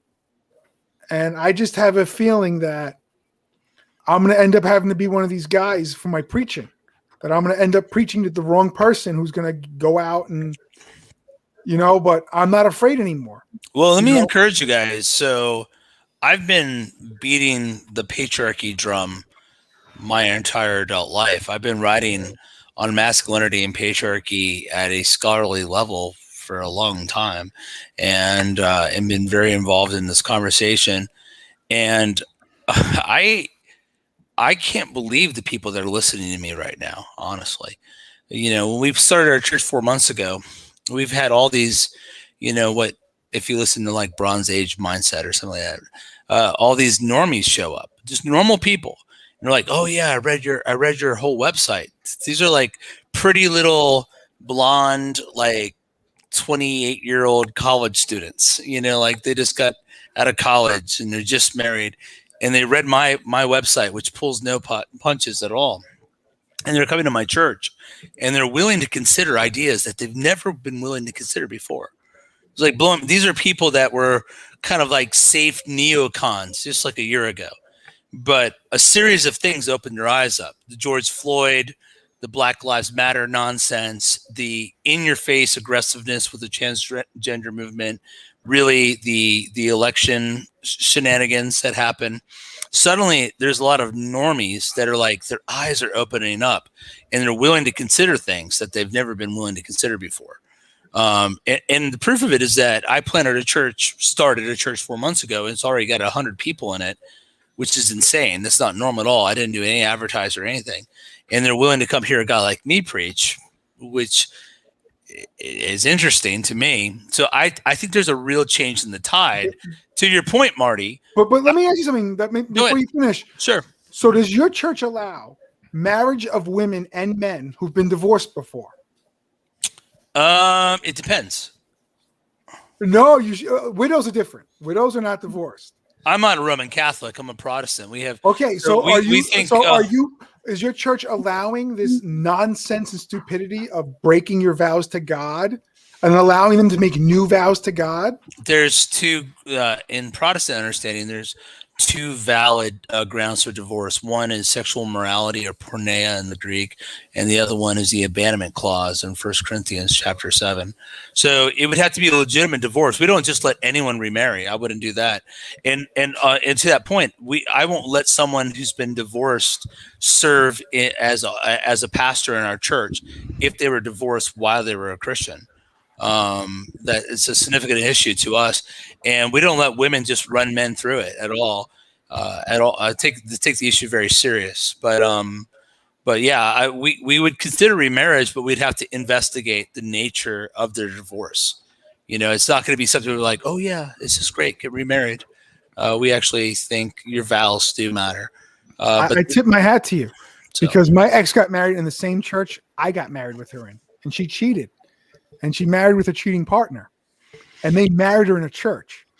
So, yeah, we probably wouldn't do that. We'd let her suffer. Let her. No, I don't mind, but I mean, this is the church being weak. What happened to the church being no nonsense and not caring what the government thought and what other people thought? This is our religion. This is our views, and we're not changing because society wants us to change. And that's we have a moment, though. I will tell you, we have a moment right now if men start pushing back hard, there is a change. I think people this current. I don't want to tie it all to politics because I'm not super political, but just how insane the last 6 months has been politically, really ever since COVID.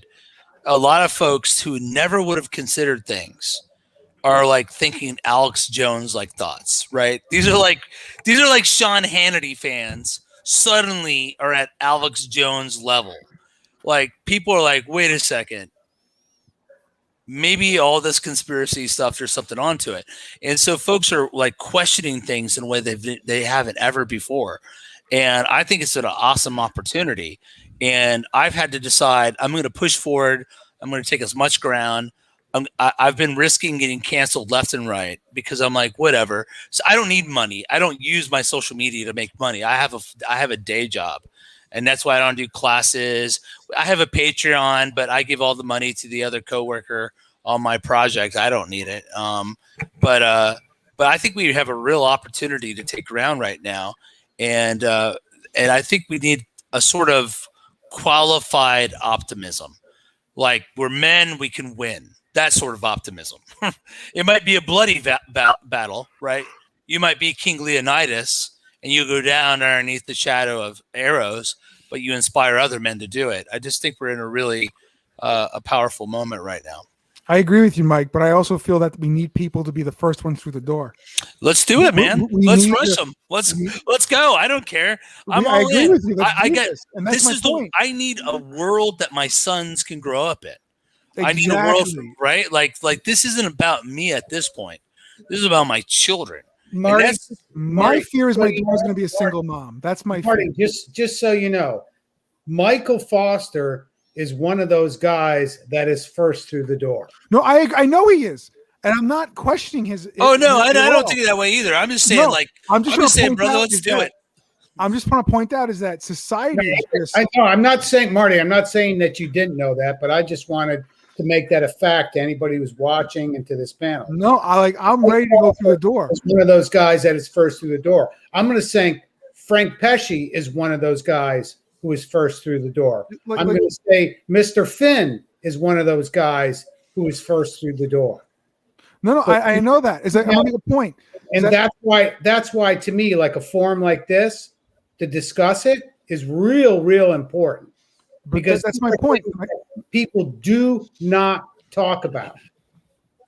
You're right. Being first through the door, we've got 1, 2, 3 guys that I consider first through the door in the family realm. And I'm going to say that you got 1, 2, me, Marty, Primal Man, John Steele, sounds like him too. You got 4 other guys who are first through the door. And that's my point. And that's the whole thing about all this is that, we're all willing to make the sacrifice. Like my son had a chance to go to MIT. He went to St. John's because it's a Jesuit school. He wanted to be close to God. But my point is that's why I hate grifters like Donovan Sharp, Rich Cooper, because they're not the true men. They're not willing to take the shots and the bullets, especially Rolex Tomasi. He just proves with his text he's a sellout. And that's my point. In order to change society, something's going to have to go down. People are going to have to be prepared to ruin their lives. I'm stacking up cash thinking I'm going to have to move to Belize because I'm going to get just shot through that door. And that's what it's going to take. And I'm willing to do it for my kids and my grandkids. I think that's why the idea of allies and co-belligerents is important right now. Like even when I come on shows like this, it mystifies some of my Christian counterparts. But when I look at men right now, even who aren't serious Christians, just to be honest, but we have a common enemy we're working against, right? Like we have a common enemy, and it is wicked evil, right? Like they mean to destroy us. Like it's very difficult for people to understand what we're up against. We are up against a force that means to destroy our way of life. They mean to enslave men. It is a communist like hellish future that they have planned for us. Like it's like the worst thing you could imagine. You read a book like Witness by Whitaker Chambers. I highly recommend that book. It is like an eye-opening. You're like, whoa, Joe McCarthy might have been a blowhard, but he wasn't totally wrong.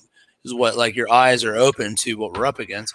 And what we're up against right now is such a serious threat that we have to be willing to align with people like MGTOW. I'm not a MGTOW guy, right? And take a guy like Coach Greg Adams. Greg Adams is pretty much MGTOW. You know, he's not exactly, but pretty much. No, he dates. He dates. He's not MGTOW. He is, but some of his. Here's my point, though. I don't want to get my point He lost. defends MGTOW. Yeah, Adams. I liked him when I met him. I liked him a lot, and I thought he was a very sincere guy, very well spoken, and warm and whatever. But the enemies he's fighting are the same enemies I'm fighting, and so where he and I disagree on some other issues, culturally speaking, at a broad level, like, you know, Greg Adams, I'm on his side. He's on my side. Like, why am I going to point the gun at him? Right. And so there's people that are kind of trying to make money in this scenario. It's like people making money underneath Hitler or something. Right. Like, we have like a greater problem right now. Like, we have like a very serious threat against us and our freedoms being limited in a way that's hard for people to comprehend. Right. Like, and you have to keep telling yourself, like, I'm like this all the time. Hey, man, am I getting older? And is this like conspiracy stuff that I'm just buying into? You know, like older guys get scared. But no, this stuff is really happening. Like, we really have like China punking America and controlling America. Like, this stuff is actually happening. And this is not a time for guys to get divided, but to actually like say, hey, we have a common commitment to certain things like basic freedoms and loving and protecting your neighbor and protecting their property or whatever. And so I think we have this opportunity right now in the manosphere, whatever you want to call it, for people of various persuasions still to work together towards this greater enemy of feminism, communism, socialism. All these things need to be stopped. And if they're not stopped, like, then we're all kind of screwed, really. We really are. And no one's going to make any money, and there's not going to be any conferences, and there's not going to be any YouTube videos that aren't approved by our overlords, you know? We're almost there, but I got a question to Mike, or maybe Tony would be the better one to answer it. I don't know. But it seems how are we going to fight this evil when you're more plugged into everything, most of you guys more plugged to everything that's going on in the manosphere than I am, but it seems to me like there's like a shit ton of drama in the manosphere, and like it seems like people are spending more time fighting each other than accomplishing anything. All right, I'll start with this. I think what's happened is I think it's a real simple answer. I think certain people have taken advantage of men's weakness. They found a chink in the armor. They found a quick way to make a quick buck off an injured man. You know, I talked to Coach Greg Adams. Coach Greg said, when a man reaches out, when a man reaches out to you, it's a big deal, because men find it very difficult to reach out to other men or to anybody else. So when somebody reaches out, I think there's certain people that are saying, okay, you know what? This guy reached out to me. Instead of me truly helping him and giving him what he needs, I'm going to give him what he thinks he needs. And it's going to cost him $700 on top of it. That's the part that I think needs to be purged from the manosphere, or quote, the manosphere. And people can bust fucking Anthony's balls all they want, but there's one thing that Anthony Johnson does. He's not only is he a friend of mine, and let me tell you something, guys. I'm 58 years old. There's one thing that was real important that my dad still always says to me, and he says, don't let your friends choose you. You choose your friends. And I chose Anthony as a friend of mine because I see he had a real mission. He's 32 years old. Yeah, he's full of testosterone, and just he's going to say what he's going to say. But I choose my friends that I bring into my life. So I think in the manosphere, what's happened is guys have gone toward a money grab toward weak men. And that shit has to be purged out. This is not easy for me to say. I don't want you guys to think that this is an easy statement. For me, I'm not here causing drama. I'm not here to make conflict. I'm here to maybe solve a problem and bring something to light that, guys, you got to stand on your own 10 toes. I think it was Steve the Dean said that. Stand on your own 10 toes. Stand on your own. You don't need to drop money into something that you think is going to solve a problem. It's not going to happen. Stand on your own feet. Be a man. And I get it. It's hard. But when you're reaching out, this is what we talked about in the beginning, is how do you discern who you're going to reach out to? Because an injured man, and there's going to be a lot of people say, oh, well, you talk about injured men and men being weak. Well, no, there's times that men fall into a frame of weakness, okay? But there's also the guys that are there ready to fucking poach them. And that's the reality of what's going on in the manosphere. And if you guys don't see it, you got to open your eyes, okay? I didn't start this channel. I started this channel over a year ago, and my first 5 videos were love letters that I found in my house, and it's morphed into something different. And so my mission, and I think everybody's mission that I've gained congruency in with, is, you know, Primal Man, Gonzo, Marty's new to it, Mr. Finn, but we're Frank Pesci, of course. We're finding this. Guys are drawn, hopefully, to what I'm trying to accomplish, and what I'm trying to accomplish is it's kind of morphing into this conglomeration of guys that I see all want the same end goal. And we're all from different backgrounds, but what I see is the manosphere is failing men, okay? There's certain parts of it. It's not all bad, okay? We talk about infighting and all that. People, you know what I get so tired. This is the one quote. You guys have probably seen this in the comments, not on mine, but on different channels. Oh, when men argue, that's feminine energy, you know? I absolutely hate that statement. No, it's not arguing. It's you're discerning. You're trying to solve a problem, okay? And you're trying to purge what's bad in your community. And there's nothing wrong with that. It's not feminine energy when men are trying to make their statement. So when you throw that feminine energy quote into a chat, you look like an idiot, okay? I mean, that's my opinion on that. But I think the manosphere is purging itself finally, okay? When I jumped into this 3.5, 4 years ago, everybody seemed to be congruent, okay? But as soon as there's a divide, people take sides. And let me tell you why you take sides. Number one, I think as a man, you have to take sides, okay? But number two, you also have to discern for yourself what's right and what's wrong. So I don't think men are able to stand on their own. And that's one of the issues we have in the manosphere. They can't discern and they cannot stand on their own. And rant.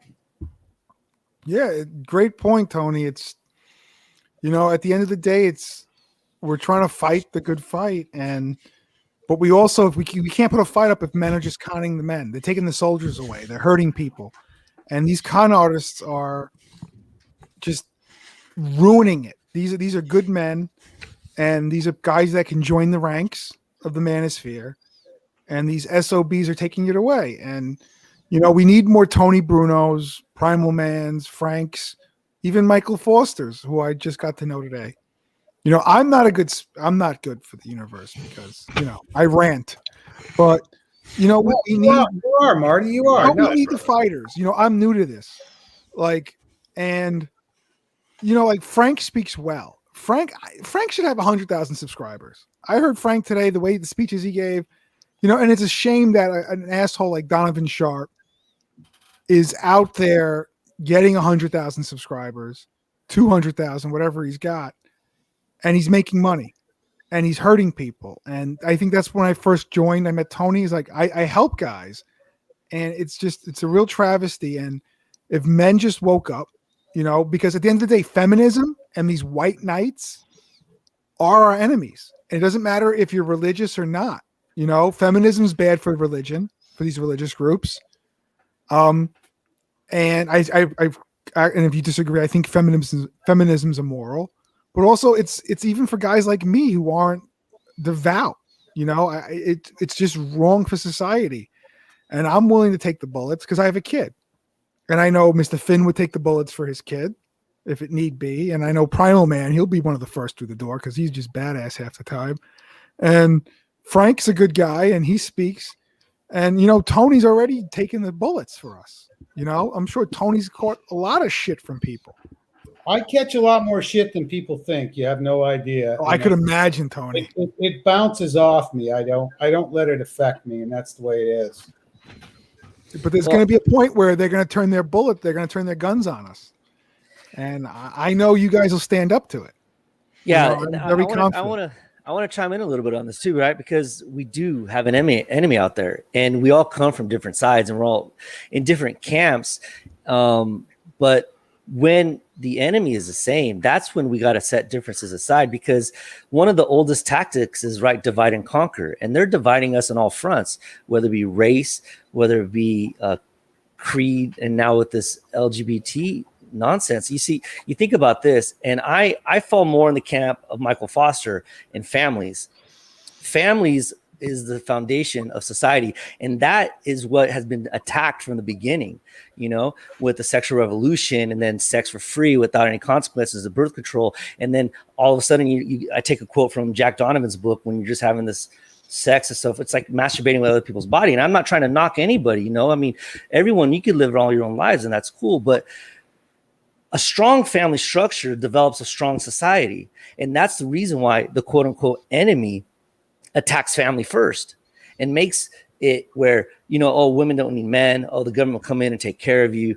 And without that family structure, without passing on those values, and Marty, you made a great point earlier. You don't have to have your own kids to pass on values, to lead others as a good man. That's true. I, on the other hand, do believe the strength for society comes from that family structure. And that has just been disintegrating for a while. And now it's on that super slippery, oil slick slope, going crashing and burning. So I'm about making families great again, make men great again, make families great again, where the husband and the father is there leading, protecting, and providing. And he has the support of his wife, the mother of his children, the homemaker. I have no problem with a woman working, my wife having a job, but together, I tried to show this to her, but I was really glad that she came to this realization herself. She stopped working to help raise our kids, because I'd be damned for the state to raise our kids, because I want to pass on my values, my structure, to prepare them to face this world, because it is bad. We all can sum that up. It's just bad. So I'm all about making these families great again, because that's how we're going to fix society. Yeah, I agree. And what's wild? COVID showed how weak we are. Well, look, in the beginning, Everyone we didn't know anything. Bent the knee to COVID. Everybody bent the knee. We just gave up. Look, it's like this. In the beginning, we knew nothing. Okay, 15 days to slow the spread, and then things just got out of hand, and we gave government more power for that. And think about this. When those in power, when they get more power, they're going to keep the power. And then if they realize that they're going to get power from chaotic or certain events, they're probably going to start to create certain events to just obtain more power, and it becomes a vicious cycle. This thing needs to be fixed locally. Stop looking to federal government. Stop looking at the big brother, and go back to local power. Go back to family, church, charity, and build it from there. Well, I don't disagree with that, but I mean, some people are unfortunate, like myself. I live in Seattle, so me trying to work locally here is Seattle. You're almost as bad as Anthony Velasquez. Yeah, so no, that's great. Like, I think if you can, I'm actually working to get out of this city, but there are like if you live in like a really densely urban populated blue area, there's really limited what you can do even locally. I mean, pretty much inside your own family is probably the only work you can do if you're married, have kids and stuff. But if you don't, you just this, as I said before, you're just this atomized person just banging around, and that's pretty much the way I feel, because if you live in a psychotic city like I do, I mean, they don't even run Republicans here for local government. I mean, they don't even bother. Everybody is just, how much more communist can I be than the other person? So who do you vote for? Who would you support? And like the churches, like, I don't know if I have a friend of mine who's a pastor, he's a Southern Baptist, but he was talking about how he's a member of the SBC, or was actually. I think his church left it because they have like lesbian pastors and stuff like that, and they've invaded the church. Even the what you'd normally think of the more conservative congregational churches, even they have been invaded by this feminism degeneracy stuff. Yeah, the problem I see with that, and the issue with the church, right? Because I'm practicing Christian as well. The issue I see there is too many pastors or churches have, I don't know, they're too afraid of speaking on sin.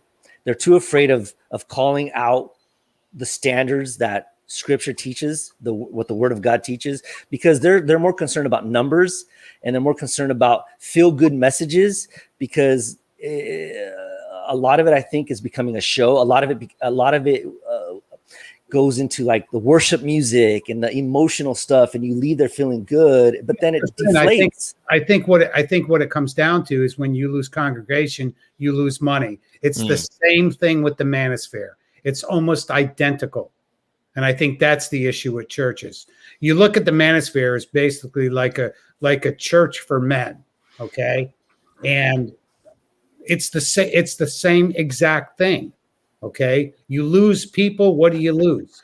You lose money. So Tony, on that point, I'll tell you that so a year ago, I was offered 6 figures to make It's Good to Be a Man my full-time job, which is our podcast and men's ministry. All right. And so I turned it down because I thought teaching men how to be a man, and I'm making my living doing that, is kind of hypocritical, right? Like, to be a man, most of us have to go work a hard job, 40 hours a week somewhere else. And teaching men how to be a man, where my 40-hour is just teaching men to be men. It just seemed like stupid, right? Like, it seemed like I wanted to be a better example. So I turned it down. I said, no, I'm never going to do that. I'm going to purposely keep this It's Good to Be a Man thing as a side gig, because I want my life to be my example. I want to be a real example. I want to like preach from my life. So I did that. So then when I decided I was going to go back into the ministry, I've been in the ministry the majority of my adult life. And then I decided I was going to plant a church, start a new church with some friends. When I said, look, here's my only requirement. My only requirement is that all of our pastors be bivocational. So no one can be paid full-time on our staff ever. So all our pastors will have a day job, and the rest, and they'll have to do the church on the side. And I did that because I saw money corrupt vocational ministers, where they could get easily manipulated by like a big giver. A big giver could be like, they're not going to give it anymore because they don't like something you're saying, right? Like, now I don't give a crap, right? Like seriously, 95% of my money comes from my day job, not from my church.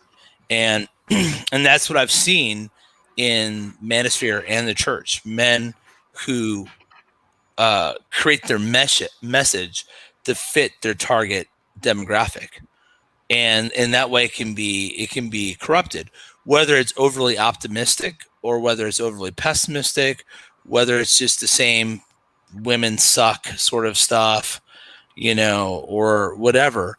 But I think not being controlled by money allows your message to be a little more pure and straight to it, regardless of whether it's manosphere or even Christianity. And that's a decision I've made, which maybe I'll regret it years down, but now I wanted to kind of hamstring myself to keep me from ever being motivated by money. And because of the compromise I've seen among other pastors. Yeah, that's a great take on that. I love that because, you know, we started out this stream about manosphere, money grabs. We kind of started it out about, if anybody hasn't seen the video on 21 Studios today, it's a 3-hour stream. Spend some time, listen to it. You might not know. Someone throw that in the chat for me, because I'm probably the only one who hasn't seen it, and I'd very, very much like to. The link, is it just 21 Studios? I don't know if somebody YouTube can do channel? that. Can somebody do that? If In the private chat or something. maybe Marty Sure. you can do that. Thank you. And Mr. Finn, somebody. But so Paul Galvin, welcome, buddy. Welcome.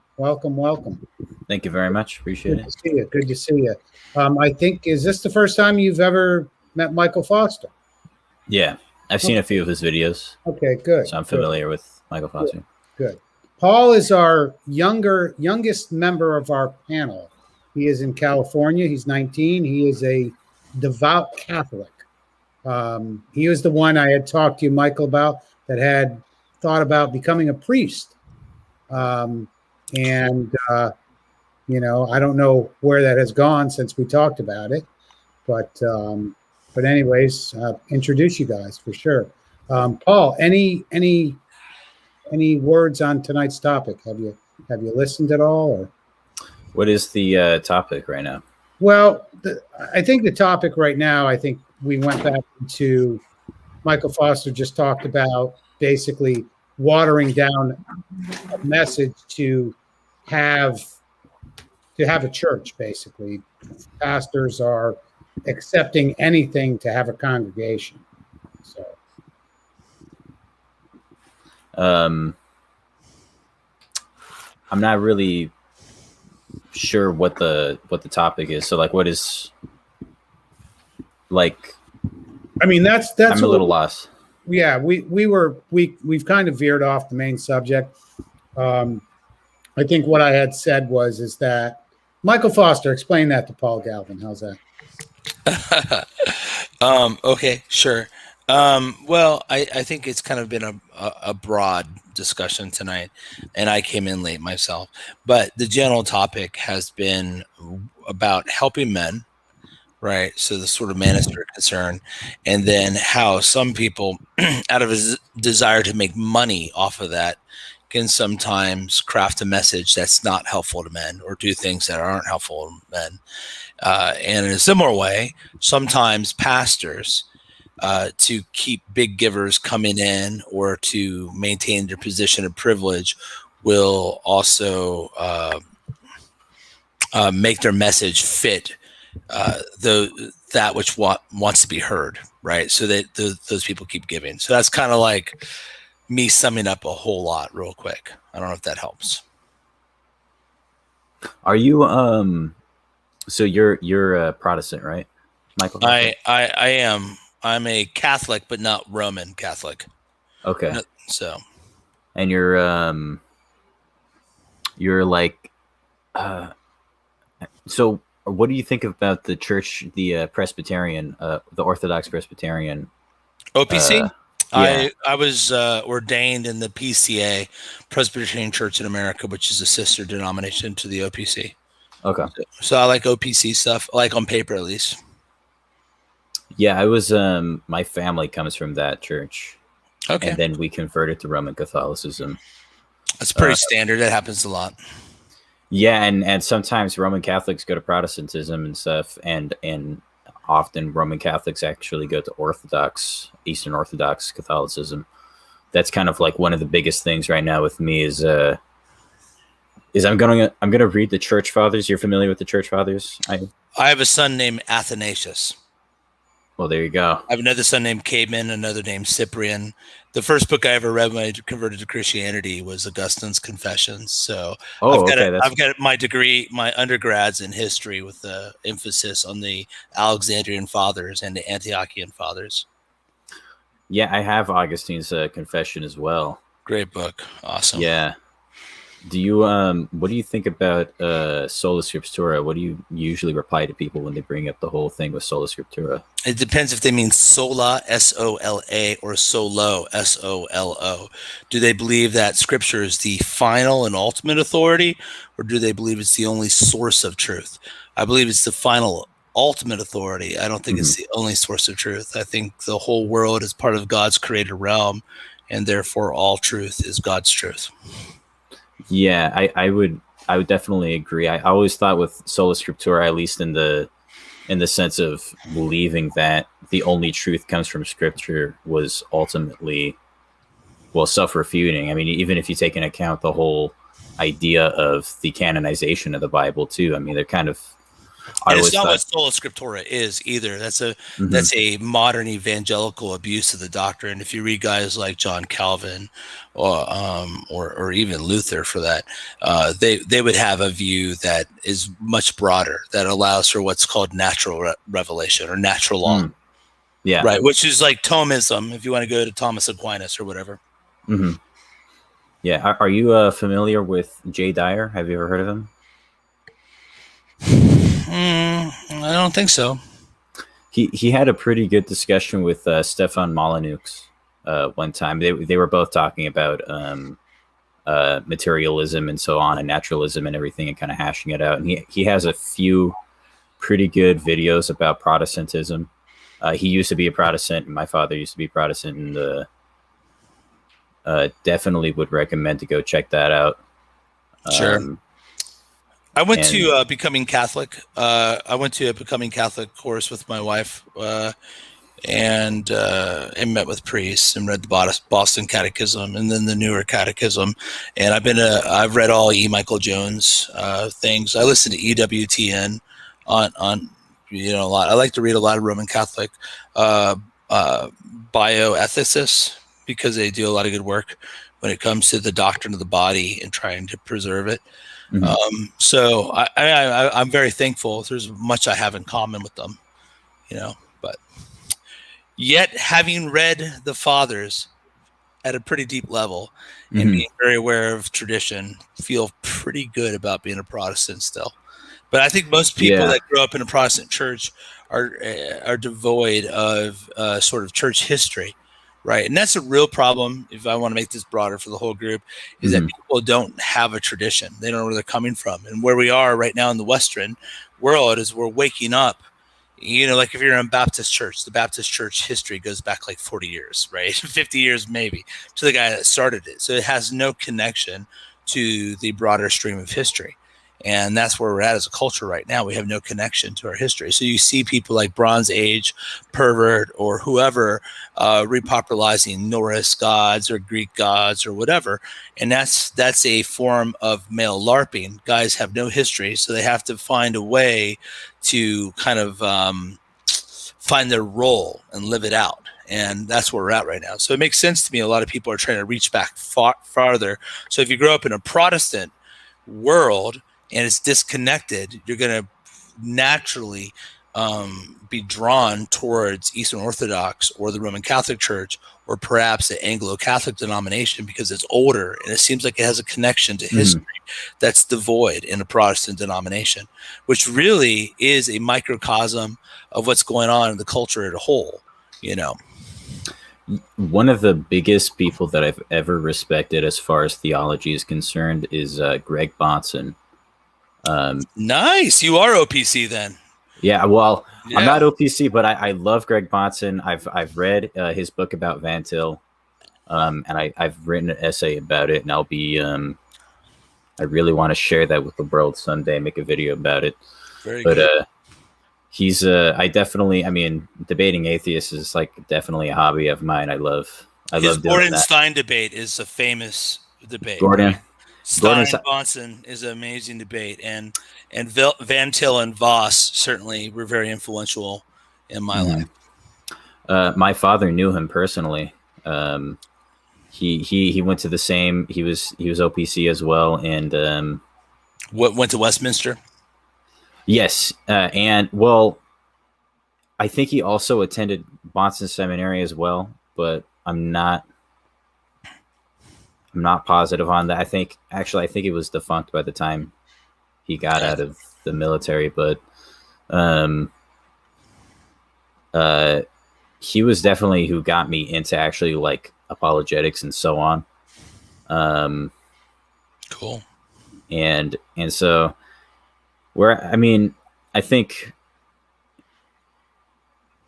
just one of the biggest things is as long as people accept Christ as their king, I don't know enough in order to ask them for more than that currently as it stands. I think as long as you accept that Christ is your king and your God, good for you. It's kind of where I stand. It's a good starting place. Yeah, absolutely. I mean, where me and the Roman Catholic Church break down is on sacramentology and soteriology, and so I think their doctrine of justification varies greatly from my doctrine of justification, but I've had a lot of great dialogue. Honestly, the best book on sexuality ever written is by Stephen B. Clark, and Stephen B. Clark is a Roman Catholic. And that book is fantastic. And it's so good, feminists act like it don't exist because they can't hang. Stephen B. Clark trashes them. Right. This guy's like he's got his PhD in anthropology. He's a serious sociologist and he's a fantastic writer. And in about 450 pages, he absolutely dismantles the egalitarian. That's why honestly, man, I got to be honest, Tony, when I read guys like Rollo Tomassi, I'm like, you guys haven't read Stephen B. Clark. Tomassi's like nothing. This is like the retarded pickup artist version of something that's not even close to the quality of these other books that exist, but people don't know about it. Folks, or Werner Neuer's Men and Women in Christian Perspective. He's a German scholar. Folks don't seem to know about that. The richness of stuff out there. The thing is, the church won't let that stuff get out, and even Stephen B. Clark's book fell out of copyright right now. So to go grab a copy of his book, it's going to cost you $70 to $100. And I'll tell you right now, straight up, it's totally worth it. It's worth buying it because his thought and his prose is so clean. Clean prose is what you're looking for in a good book, right? You want it to be well written so you can understand it and you can actually integrate it into your thinking. But the richness that Christians have to offer from if you want to go real back, you like the early church fathers, you can read Clement of Alexandria, read his whole take on what it means to be Malakoi. So you have two Greek words for gay, arsenokoite. Arsenokoite means it means you like to give it to guys in the butt. That's what it means. Malakoi means that you like to take it, but it actually means something more broad than that. Malakoi means you're effeminate. So effeminate is the culture. So if you read Jack Donovan's book on what's he call it? He calls it being an androphile. So Jack will make a distinction between gay culture and gay activity. And believe it or not, Scripture actually makes the exact same distinction. In being effeminate or malakoi is to act in a womanly way, but it doesn't necessarily correlate with sexual behavior, right? And what we have in our culture right now is a culture of malakoi. Our men are malakoi. Soy is what we'd call it. It'd be the joke. And you get to Clement of Alexandria. He has this long bit on men growing beards and men being malakoi. And you read it and you'll hear scholars mock it, but you read it now and you're like, man, this is freaking insightful. And so the riches that we have as Christians to give the world in a way, everything I hear Peterson say and Tomassi, I told Tomassi on a phone call, I told Rollo that everything he said you could have found in a 1920s bar, right? That's how common this wisdom once was. And so I wish Christians would get more into this space and add more to this dialogue because we can actually contribute and help a lot of men find their way. And even if you're a Roman Catholic papist, even you papists, I can work with you papists to some level. Though you have a gay pope, we must admit that your current pope is absolutely terrible. Your last pope was legit. He was a real Roman Catholic, but the gay mafia ran him out of the papacy and stuck Francis in. Yeah, there's this conspiracy my friends and I have been making about the old pope that when he signed the documentation for transfer, that he actually left some stuff out, and it's actually recorded that he left some stuff out so that he didn't actually give up the position. I think it's bullshit. I mean, not really, like, I wouldn't bet on it, but it's just funny how it's like even Catholics don't like him. Well, it's because everyone knows that all those priests are going having gay sex in all those bars all around Rome. It's not like this is like a very well known thing over in Italy. And Joseph Ratzinger, he was legit. He was a legit Catholic theologian, and he did a lot of good work. And Pope Francis is an absolute joke of a man.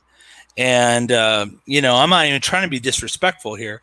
I'm trying to Pope Benedict was a legit scholar, was a guy that did a lot of good work. But Francis, I just think Francis it was terrible. He even had the Hachi Mama. He had the Hachi Mama idol like sitting in this. It was this how do you call it? It was this pile of stuff. There was like this this canoe, and the Hachi Mama was in it, and there was like flowers and all this other sacrament or religious items kind of around it, and they were praying. And I'm sitting there like, why the hell is the Hachi Mama there? The Hachi Mama is, for anyone who doesn't know, is the statue of. It's essentially the idol of Mother Nature, which is very non-Christian. I think these guys know about Hachi Mamas. Oh, just for anyone who's not, anyone who's listening. Do you guys think that it's the same thing in the manosphere, that the Catholic Church has been watered down to accept more people? Catholic Church has been totally tainted. But do you see what I'm saying? So it's affected Second Vatican, man, right? Yeah. Second Vatican. I mean, everything kind of correlates. Everything, There is a move towards. Like the Southern Baptist Convention, one of our other guests said that they have the same problem. The PCA, which was my former denomination before I left, was having what's called gay celibate Christians. So basically they're gay, but they don't have sex, and that somehow makes it okay. Right. It's happening culture wide, and it's because anyone that speaks against it gets canceled, or they're scared of getting canceled. And that's why having money tied to it makes you vulnerable. Because you have to be willing to go for broke. Like right now, I've got this tweet that's going viral again, where I was just pointing out this woman. She said if you could freeze your egg, you could free your career. And then like 4 years later, all her eggs that she froze died, and she couldn't have babies. So I did this. That was you? That tweet was you? That's me, man. Yeah. Oh, that's you. Oh, no, I got, okay. No, everybody's retweeting. I didn't know where. Yeah, everyone's retweeting. It's been retweeted 4,000. They're all telling me how terrible of a person I am. And I'm getting emails at my church. You should fire this pastor. So I email them back like I'm the secretary. Like we're taking it into consideration, but you got to get to a point where you can stand for truth and you're willing to go for broke, man. But when you tie your money tight to your message into all these classes and all these books and stuff, I'm not even saying it's wrong. I'm not saying it's wrong. That's your time. You put your time into counseling to making all that money. I don't have a problem with that at all. My problem, though, is it does make you vulnerable to when the woke mob comes from you, right? Everybody's losing their shirts. Mine's staying on. Yeah, I'm staying on too. So. Well, it's after dark officially. Smells naked. Smells kind of alpha in here. Can't let the 19-year-old show me up. All right, well, this is a great commercial. Get your tactical soap. The link is in the description. So get your tactical soap, you guys. My son walked right in. As I said, they take it in the butt. And he looked at me and was like, went back into his room. And I was like, That's great. Well, guys, I'm going to wrap this up here shortly. Yeah. I'm going to go back In case to Mr. Finn takes his top off. our our original topic tonight, and that was the disturbance in the manosphere and the purge, whatever you want to call it. And I think the watering down of the message. And I like how this kind of was congruent, and we got into the church discussion. I think that's real important. But I think the main topic of tonight. Oh, let me see here. Danger Russ is in the chat. I'm not sure. I remember him from last week. So also anybody, if you're curious of who Jack Donovan is, Jack Donovan was on the stream. Was it? Yeah, last Saturday night. Last week. Yeah, he spent about 2 hours with us here. So, and I also have his books in the links in the description of the video. So if anybody's interested in Jack Donovan and want to learn about him, that was here. Michael Foster, did you know he was on a couple hours last week? Yeah, he popped on just like you did. So that was cool. So anyways, any last comments on tonight's stream? I'm just curious. Let's go back to Manosphere stuff. Michael Foster, I'm real glad you jumped on tonight. Real important that you were here. I know Anthony had sent me a couple messages while you jumped on, but I just want to go around the panel real quick and ask everybody who knows what's going on. So, any final thoughts on purging the charlatans, we'll call it? I'll start. This channel has legit people who don't make money, and everyone else who upcharges, except for a select few, like the Rolades and the Hoopers and the Donovan Sharps, or the Dirty Eddies as they call them. They can go to hell. People need help, and there's good guys on this panel who'll help them. That's just my thoughts. No charge. Yeah, no charge. Yeah, I think what is happening is it's a need. I think what's going on in society, online, with the manosphere, whether it be the manosphere, whether it be the issues going on in the church, I think we're coming to a point where we're separating the wheat and the tares. We're separating who's quality, who's quality, who's real, who's not, who's clickbait. And I do think that we need to purge out those who aren't authentic, who don't live by the standards that they preach or that they teach.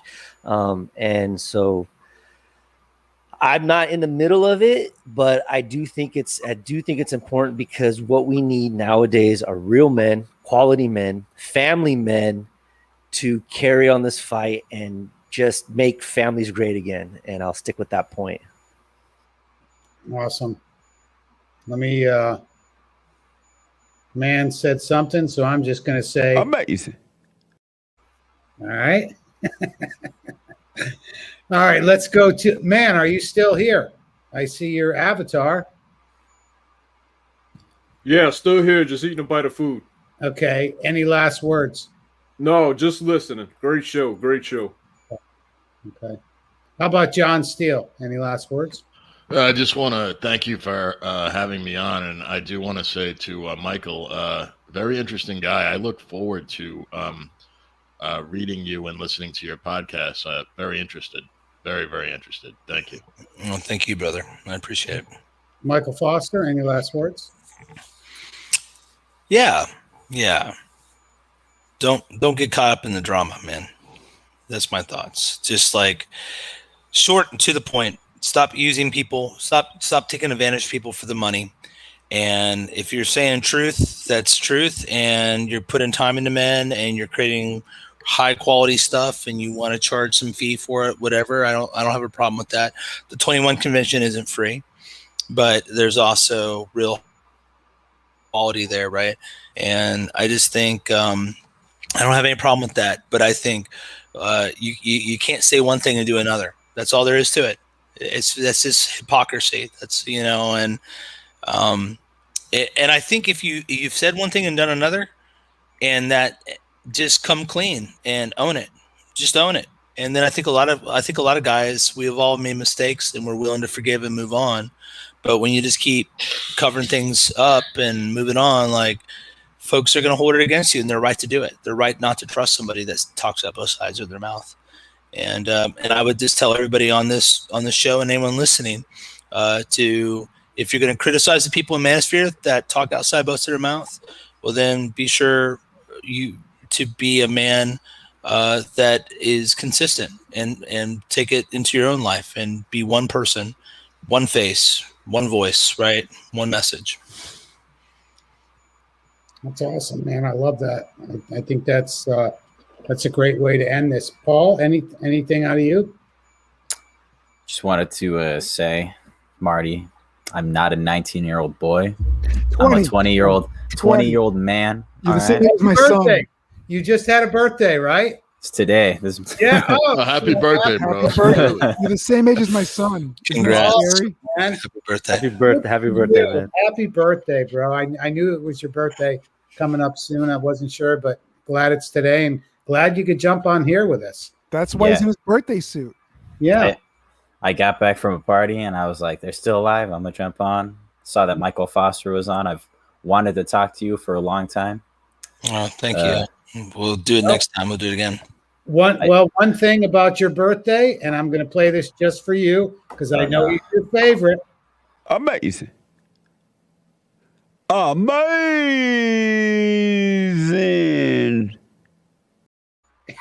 Can I say, okay, I called into his show one time.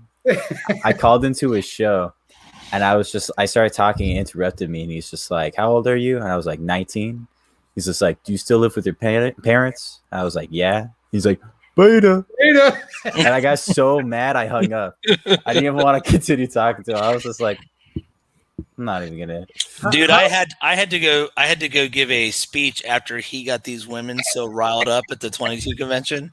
He had those women so pissed, and then I had to go up there and talk. And I just was like, "Oh my gosh, you gotta be kidding me! Like, these women are ready to kill somebody, and now like, all right, Michael Foster's up next." And I'm like, "Thanks, Jesse."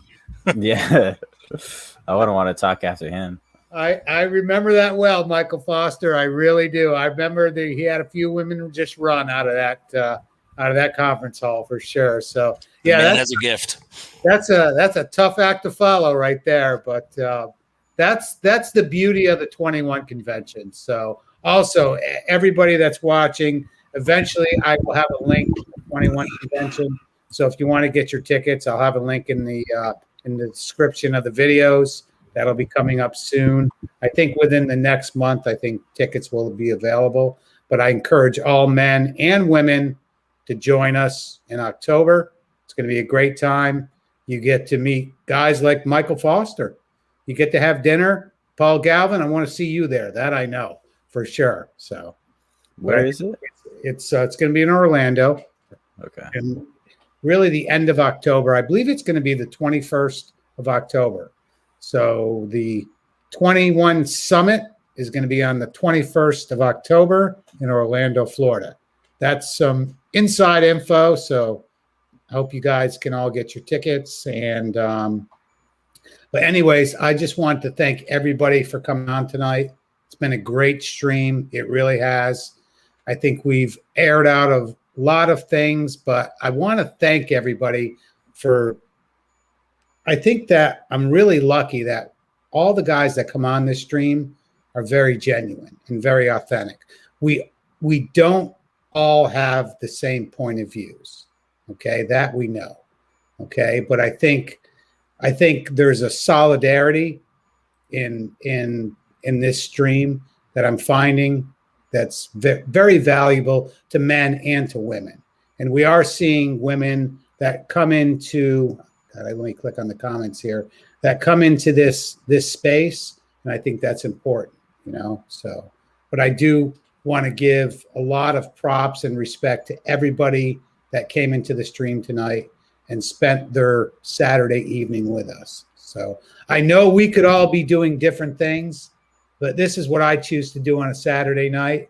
So again, it was get it off your chest Saturday night. So I'm going to encourage anybody who has been in the chat. John Steele, thank you for coming on tonight. I know this is your first time. I appreciate you for sure. So, but I encourage anybody else, you want to come on live on a Saturday night, that's what it's here for. So, but I think we'll end this, and anybody that wants to stay on for a quick after party, stay on, and we'll call it a night. So cheers, everybody. Appreciate all of you. Much love, honor, and respect. Cheers.